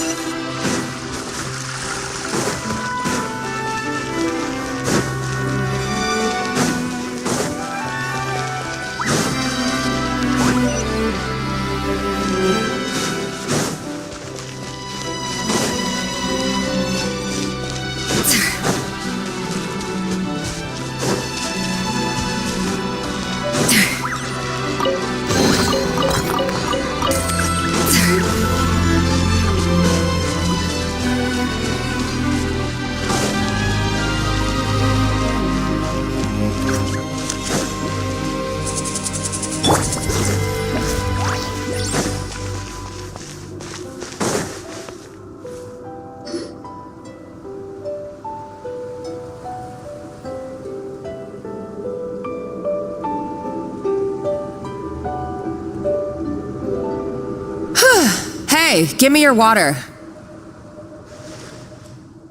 Here. I said your water, the one you just drank out of? Sure.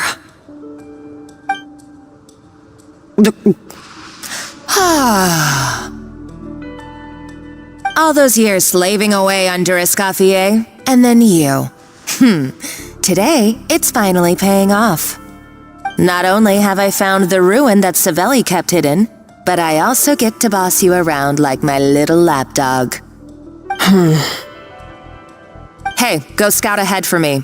If we need to do any more blast tunneling, I want to know where to lay the explosives. Did you not hear me? Get going. Why don't you do it yourself? Oh, when did you learn to fight back? You're always so compliant when I give you instructions by letter. That's because you threatened to expose me for the Lumiline incident. I swear, if I'd known what you were planning, I'd never have... Don't be so self-righteous. Admit it, you've always been jealous of Escoffier. That's why you lapped up everything I told you. You were terrified of her finding out about your part in the Lumiline incident, and you resented the way her reputation hung over you. So you jumped at the chance to convince yourself that she was the villain, that she deliberately hid her secret recipes from you just to hold you back.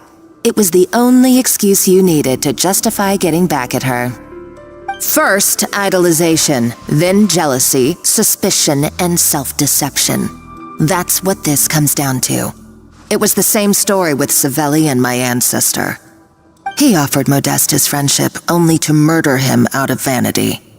He promised to explore the world with him, only to later destroy all records of their adventures. It's a miracle I even found this place. You have no idea the countless hours I spent piecing it all together. So you see, you're no better than Savelli.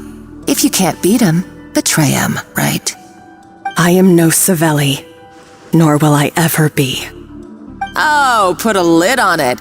You really think you can absolve yourself of your vindictive and jealous behavior now? Just because you finally realize that Escoffier never kept any secrets from you? You didn't show any remorse when she left, or in the cooking contest. Why start now? You have no right to redemption. You're right. I don't deserve her forgiveness. But I am done being bullied into submission by you! Ooh, feisty. But you should watch your tone. Talking to me like that could get you in big trouble. I somehow doubt that. Since I poisoned both our water bottles. What? Ever since I learned the truth, I've been biding my time, waiting for this moment. You've played me like a fiddle for so long, and now this is payback! But you drank it too! It's what we both deserve. This is the price we must pay for betraying Escoffier. You'll die here with me, Monica! You.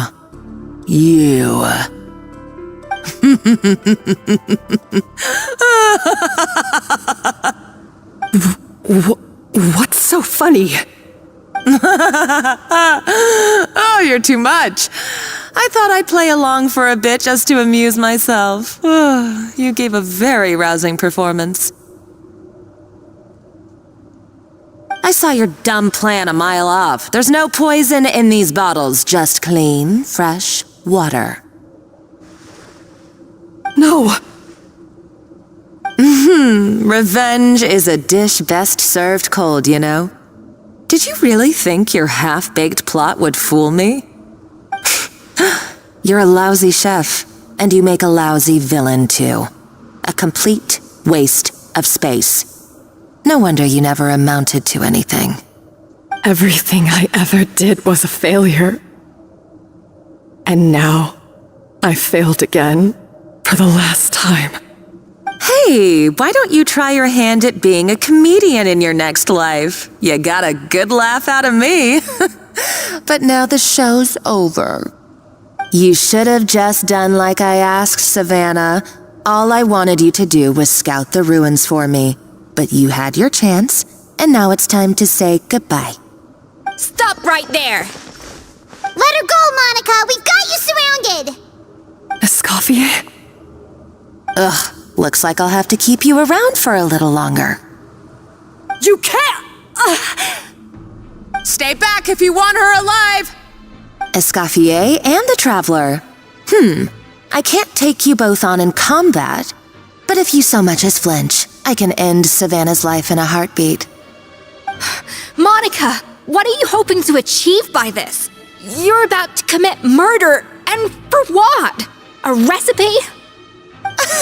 A recipe? You chefs are all blinded by your myopic focus on kitchen affairs. Well, some of us actually have bigger fish to fry. Modeste had a secret. The truth behind his so-called genius, the je ne sais quoi factor in his Gâteau de Bourg, and it's right here in these ruins. Are you serious? You're here because of a Gâteau de Bourg obsession? You've gone completely mad! I couldn't care less about the cake itself. No, the real treasure is the secret ingredient that Modeste sourced from these ruins. He and Savelli were fools. A priceless treasure of Remoria in the palms of their hands, and they thought, ooh, this would go great in our cake mix. We're talking about a powerful stimulant that also sharpens the senses. That's no cooking ingredient. It's a groundbreaking drug. That's right, I've done my research. It was a drug that Remoria developed for their war machine. I could make a killing by selling it to the treasure hoarders or the Fatui. Will you listen to yourself? You're completely delusional. My eyes are wide open. Just wait till I get my hands on this treasure. You'll see what a fool you've been.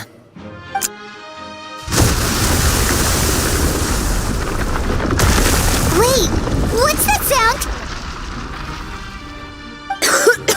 Just when I thought she couldn't get any crazier.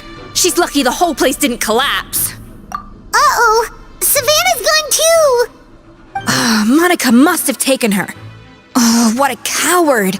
She's only taken her hostage because she knows that she's no match for you. That's true. Even if she finds the treasure, she'll need Savannah alive if she wants to get out of here in one piece. Oh, well, our path's been blocked, so let's look for another route.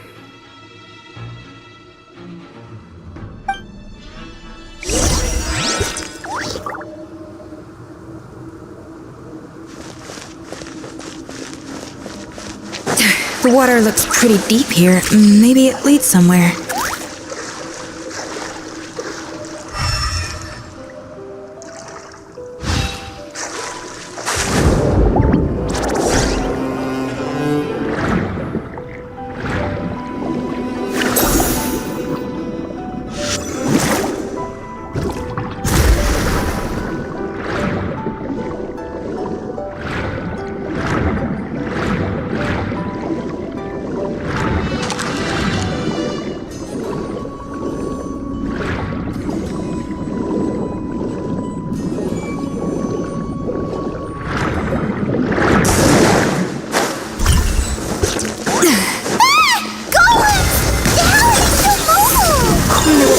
awakened by the explosion just now. Alright, Nice Work 101. Time for some rough chopping.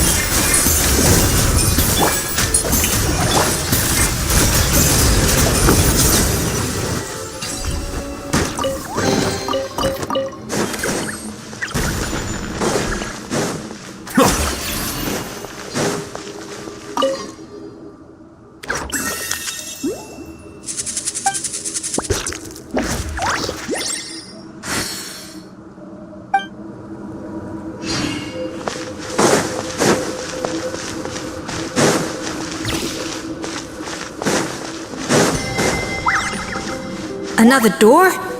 Guess we need to prepare another feast for our guests.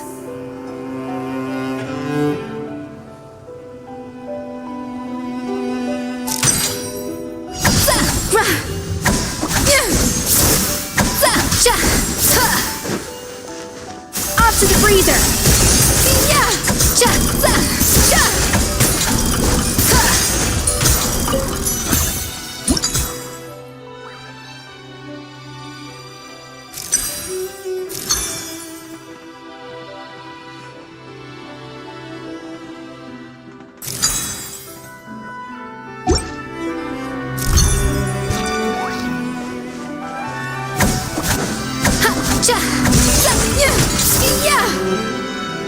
A little amuse bouche!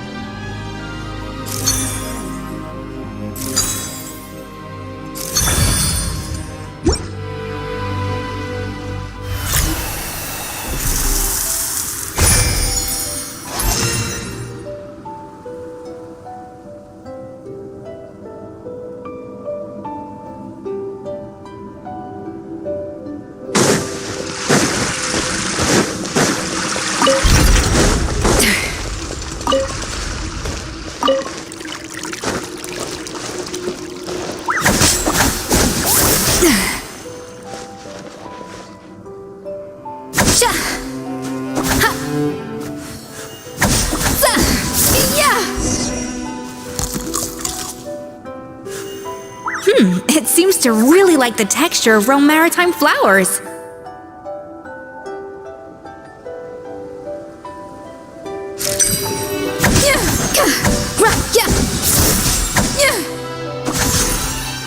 A dash of frosting!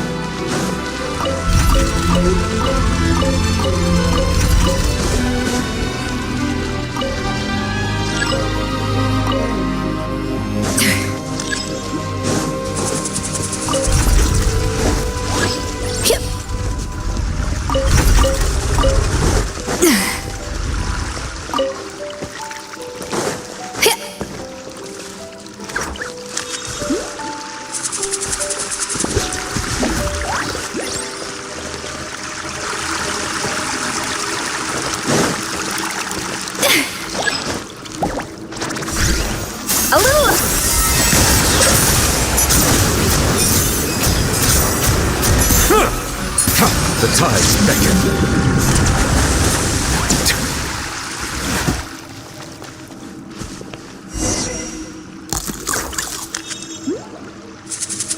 I never knew you could process Lumitwol like that. Alright, I've got to jot this down. Lumitwols and maritime flowers. This could open the door to a whole new world. Yep, that's literally the plan. Wait, hold on. Which door are you talking about?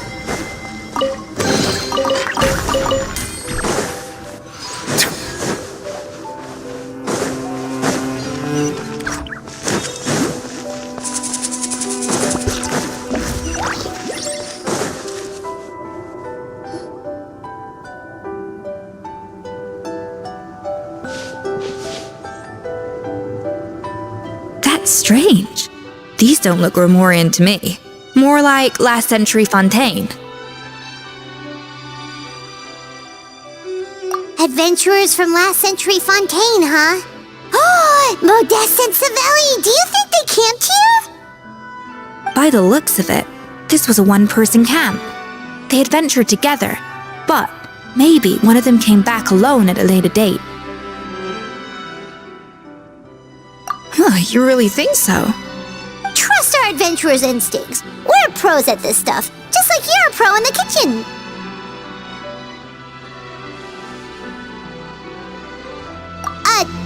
Okay, well, the Traveler has more adventuring experience overall, but Paimon's definitely a pro rummager from all those treasure chests. Darn it! Paimon was just about to show off her rummaging skills! Huh, no kidding. Are all adventurers so obsessed with journaling? I mean, I guess I take a lot of notes when I'm cooking as well, but I thought that was just me. Anyway, let's find out who was here. It's been years since I've last visited these ruins. It's exactly the way I remember it. This place probably hasn't changed in millennia. Sadly, up above, on dry land, everything is changed. The treasure of Remoria. That's what we used to call it. Modeste was right about its potential. It turned Gâteau de Bourg into a national sensation. Our limited stock of the substance meant that the gâteau could only be produced on a small scale, but this only drove up the popularity all the more. Modeste was right about that too. He predicted all of it. He was praised as a genius, while I, as the one person who'd ever disagreed with him, was labeled a talentless fool. Modeste tried his best to console me, but I knew better than anyone just how great the gulf was between us. Our conversations grew scarce, and we saw less and less of each other. I didn't fight it. He had new friends and a career of his own. Why invite further disdain by inserting myself where I did not belong? I told myself that maybe one day, when I finally created a masterpiece of my own, I'd be able to face him without shame. Or maybe one day, when I've put these feelings of self-loathing behind me, I'd be able to ask him with a smile on my face, how about we go on one more adventure, for old time's sake? Unfortunately, that day will never come. So it was Savelli. From the sounds of it, he came back after Modeste had already died. I always thought it was just a legend. But if it's true, then this must be the place where they found their secret ingredient, the birthplace of Gâteau de Bourg. In that case, what does that say about the death of Modeste? If it's all true, maybe Savelli really did have something to do with it. The taste of Gâteau de Bourg has changed. Modeste was convinced of this, even though everyone swore they couldn't tell. Being the perfectionist that he was, he refused to accept even the slightest flaw in his work. He stopped all sales of the product, locked himself away in the kitchen, and worked day and night, vowing to find out where he had gone wrong. But as he baked and taste tested over and over again, he found he only strayed further and further from the original taste. It was only when he was sipping on coffee one day and realized he could not taste the bitterness that the truth finally dawned on him. What had changed was not the gâteau, but his sense of taste. The treasure of Remoria stimulates the senses, taste included, and invigorates the spirit. In the short term, it offers people the ultimate gourmet experience, but in the long term, it dulls their senses entirely.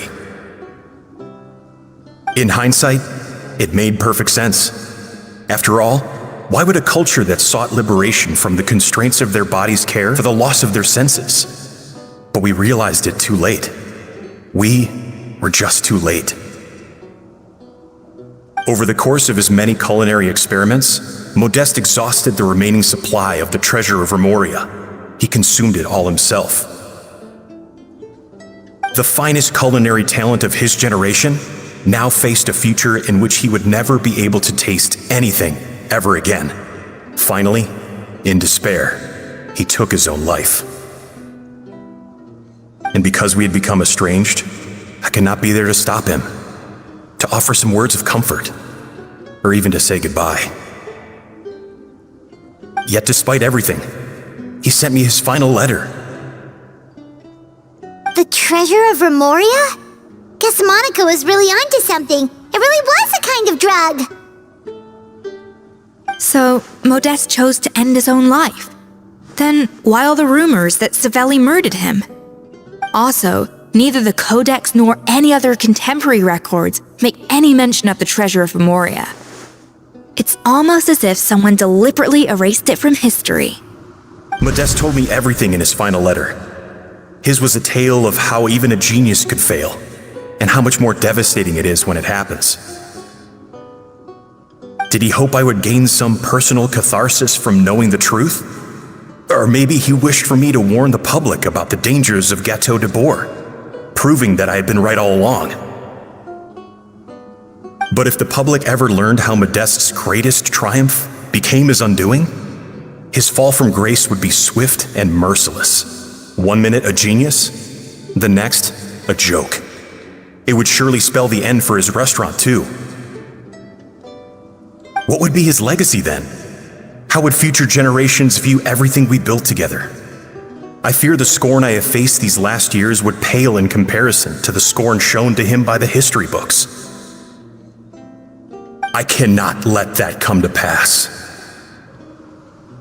I will do what I must to protect his name. It will mean tampering with his notes to remove the damning details, leaving mere fragments of our story behind. It may lead his family to suspect me of having a hand in his demise. But if that's the price of destroying all evidence of my crimes, then so be it.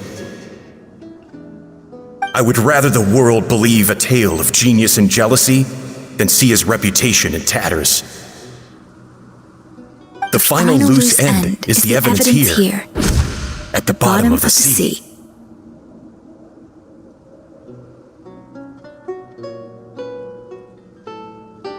Huh?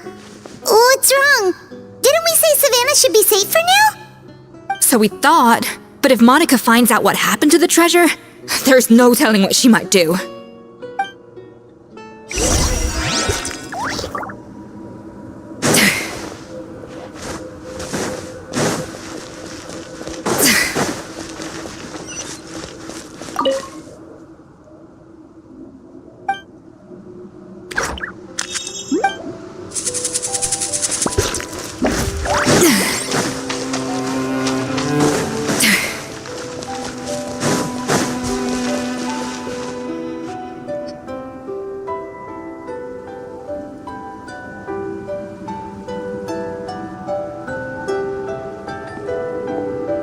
The treasure of Remoria.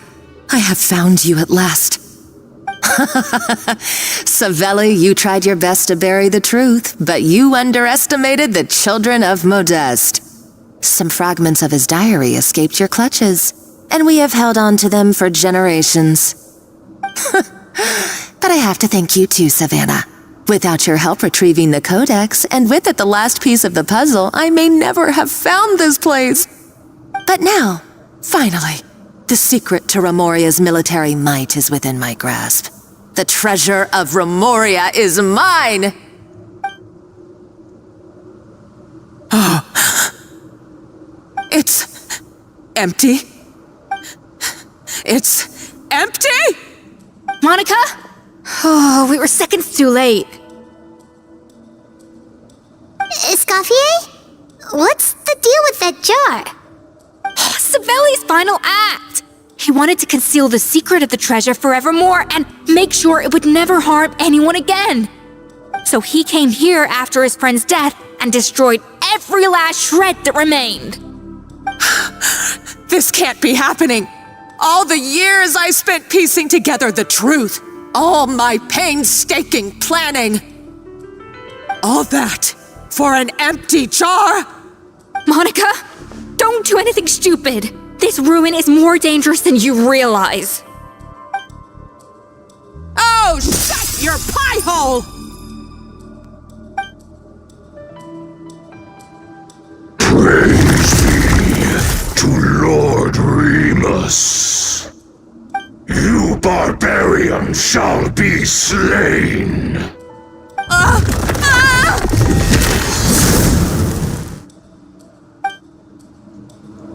She's a nutcase! A liability to herself and everyone else.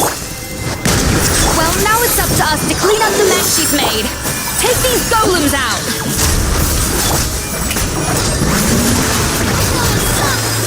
Up to the...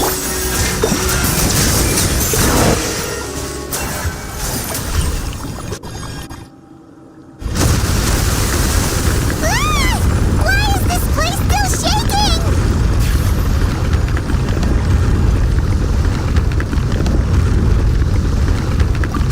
Either way, it's all her fault.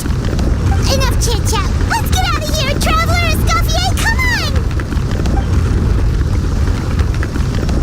Okay, I'm coming. Oh, no you don't. If I can't get what I want, neither will any of you. I've got nothing to show for my life's work so far. But if I can take another so-called genius down with me in my final moment, then it was all worth it. You're a psycho!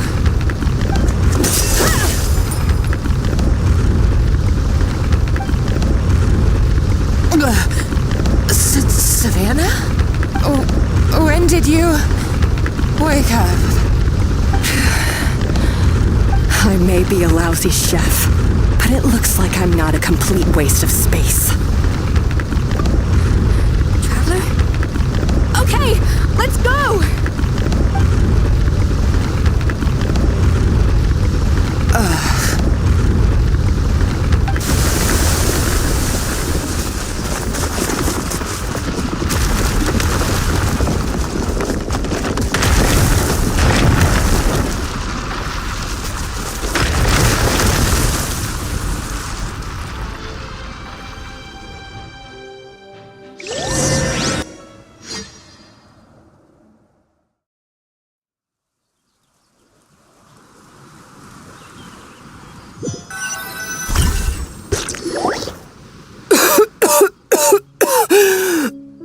Escoffier!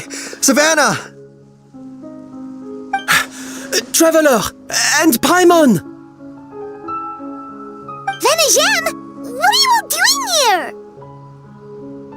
What did you expect us to do? Stay at the restaurant and sit on our merry derrieres? While the Traveler and Escoffier were out here risking their lives? We had to do something, even though that something ended up being, well, waiting for you here instead. I don't deserve any of you.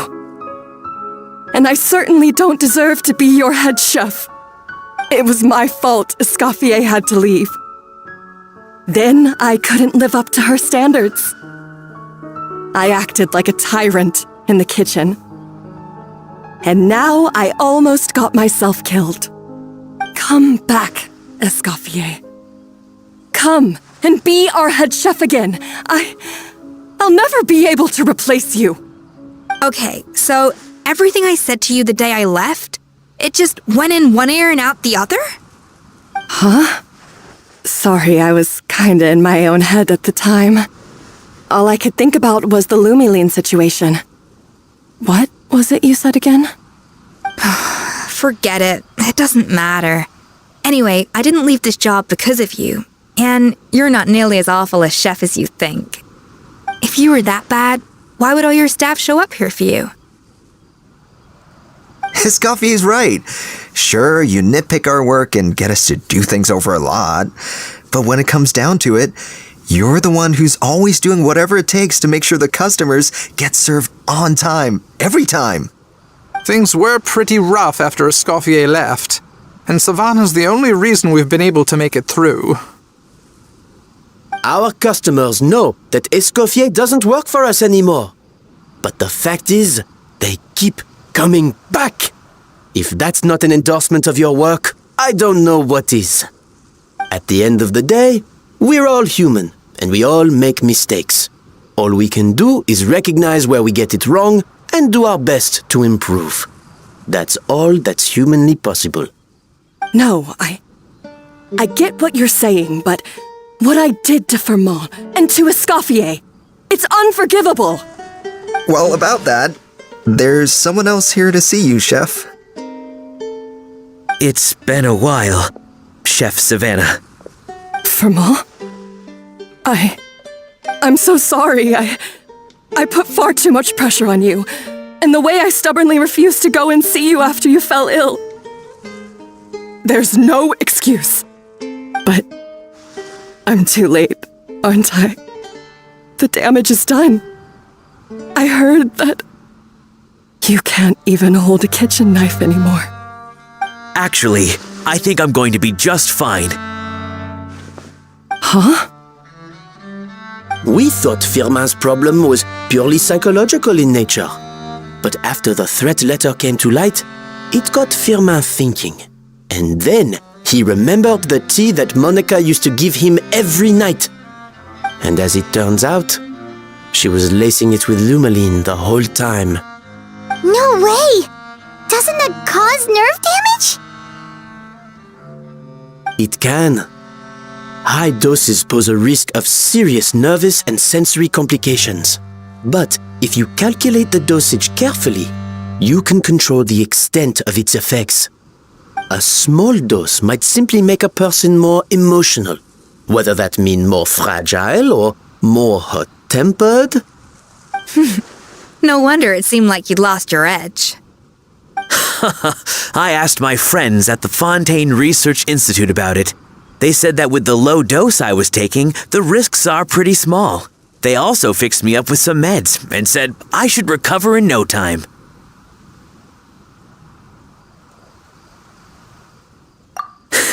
Well, that's what happens when you give someone a little bit of hope to cling on to. There's more.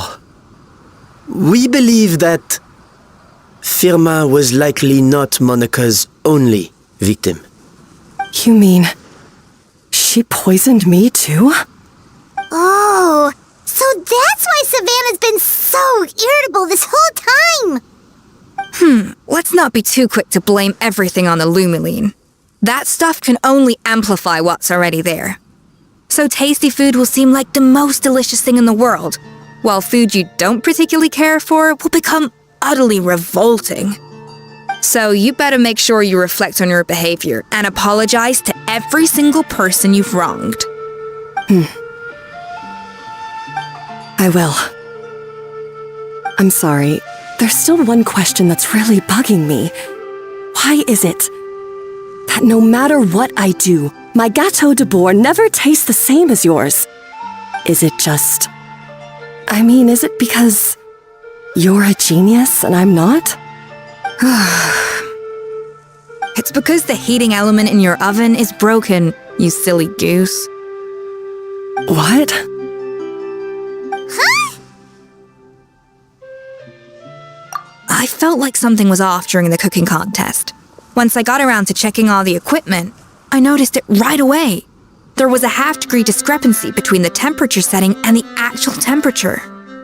All the ovens in the whole kitchen had the same problem, which confused me at the time, but by this point, it's pretty obvious that Monica must have tampered with them. I would have figured it out the day of the bake-off, since the issue affected both our teams. But of course, Monica sabotaged mine so that could never happen. No.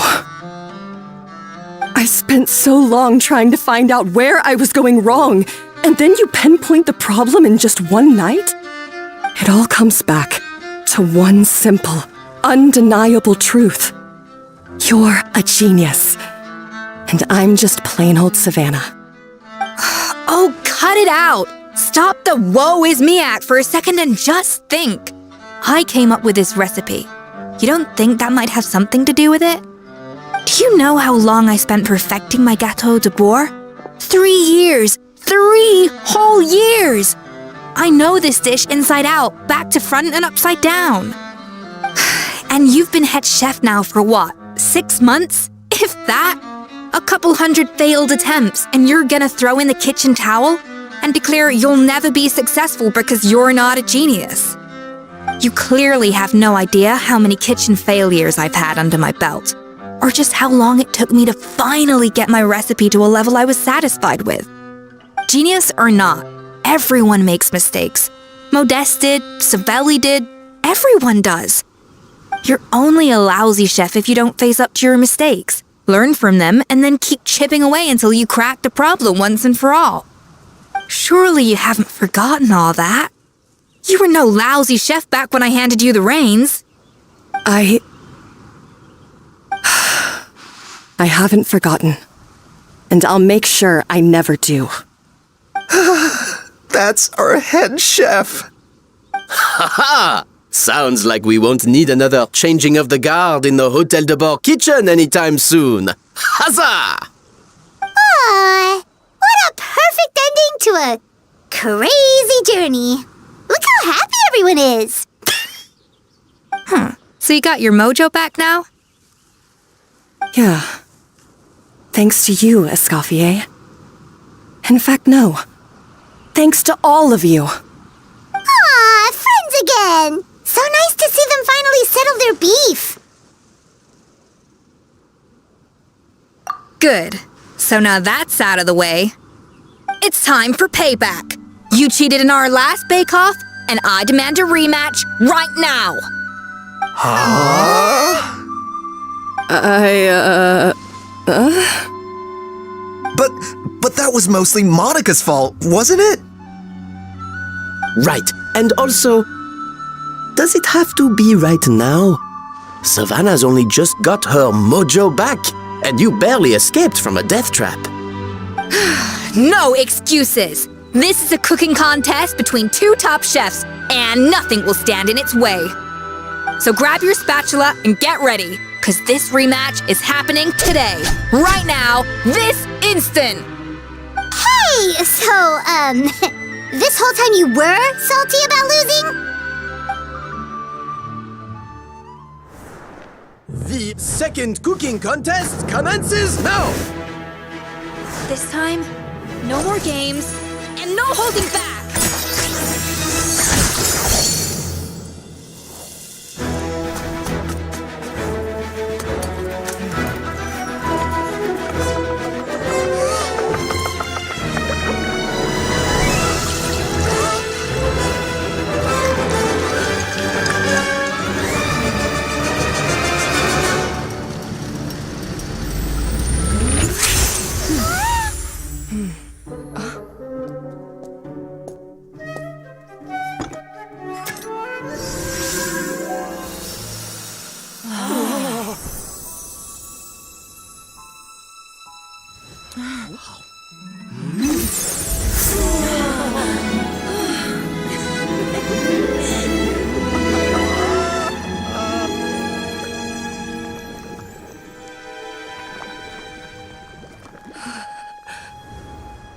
I feel like I don't have the right to be here.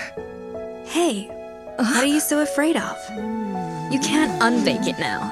And if you don't serve it, then good or bad, you'll never find out how to improve. If you're too scared to fail, you'll never know what real success tastes like. So? Embrace your failure. Taste it. Digest it. That's the way to success. I don't know. Sounds like it's easier said than done. I'll do it.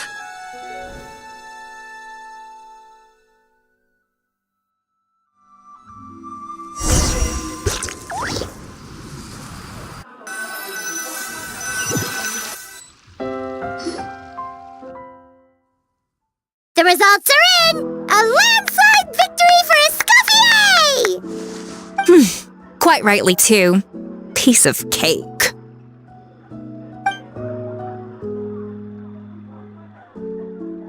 Oh yeah, look at that! Savannah looks pretty chipper too, considering she lost.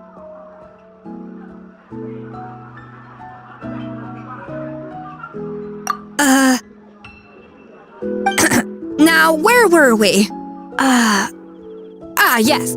Do you have any more questions for me after everything that's happened? I thought Navia would have filled you in. And actually, I said all this to Savannah before I left. Although, as we saw, I don't think any of it sank in. I had 2 reasons for leaving. One was the food safety incident, of course, but the other was that the Hotel de Boer had reached a point where it didn't need me anymore. So I decided to step down and look for new opportunities to improve myself. Improve how? Well, a while back, I got to know a fellow chef from Liyue, and in her, I saw so many new possibilities. She has that same adventurous spirit that Modeste and Sibeli had in their youth. Slime mucus, blizzard tails. With her, nothing's off the table. There's a whole world of new flavors out there waiting to be explored, hiding away in ingredients we overlook. Case in point, remember those Romaritime flowers down in the ruins? I used them in the cooking contest just now. Did you taste the difference? What? Paimon didn't notice at all! Half of the art of cooking is dissecting the recipes of previous chefs and figuring out the exact constellation of elements that gave their work its signature taste. And the other half, it lies in freeing yourself from the confines of the kitchen. You've got to go out and explore the endless possibilities out there. Uh-oh. Paimon's suddenly not sure she wants to try your cooking anymore.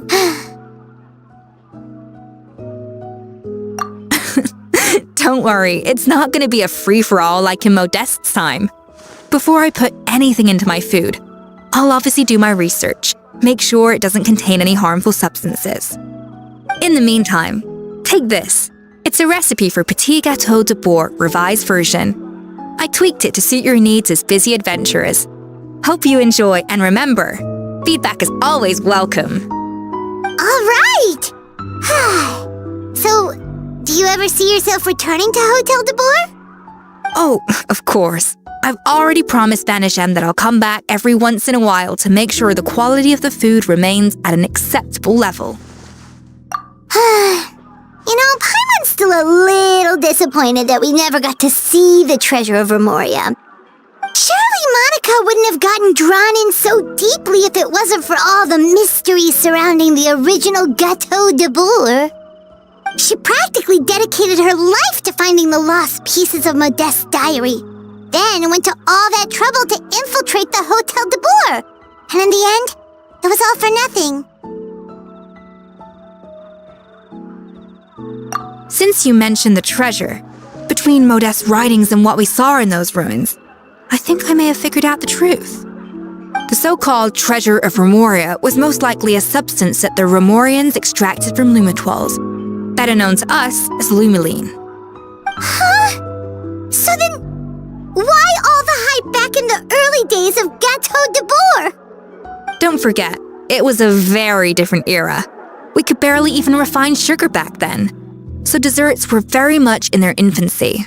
In a world of bland food, it's no wonder that the first thing to really excite people's taste buds took the world by storm. And as for the Lumiline, it may well have been somewhat valuable in ancient times. But these days, it's just another drug from the Fontaine Research Institute. Even if Sibeli hadn't destroyed it all, I doubt it would be worth that much these days. So after all that, there was nothing in those ruins but worthless junk. Feels strange to say it, but Paimon almost feels sorry for Monica. She sacrificed it all only to get nothing in return. Hey! Huh? Navia?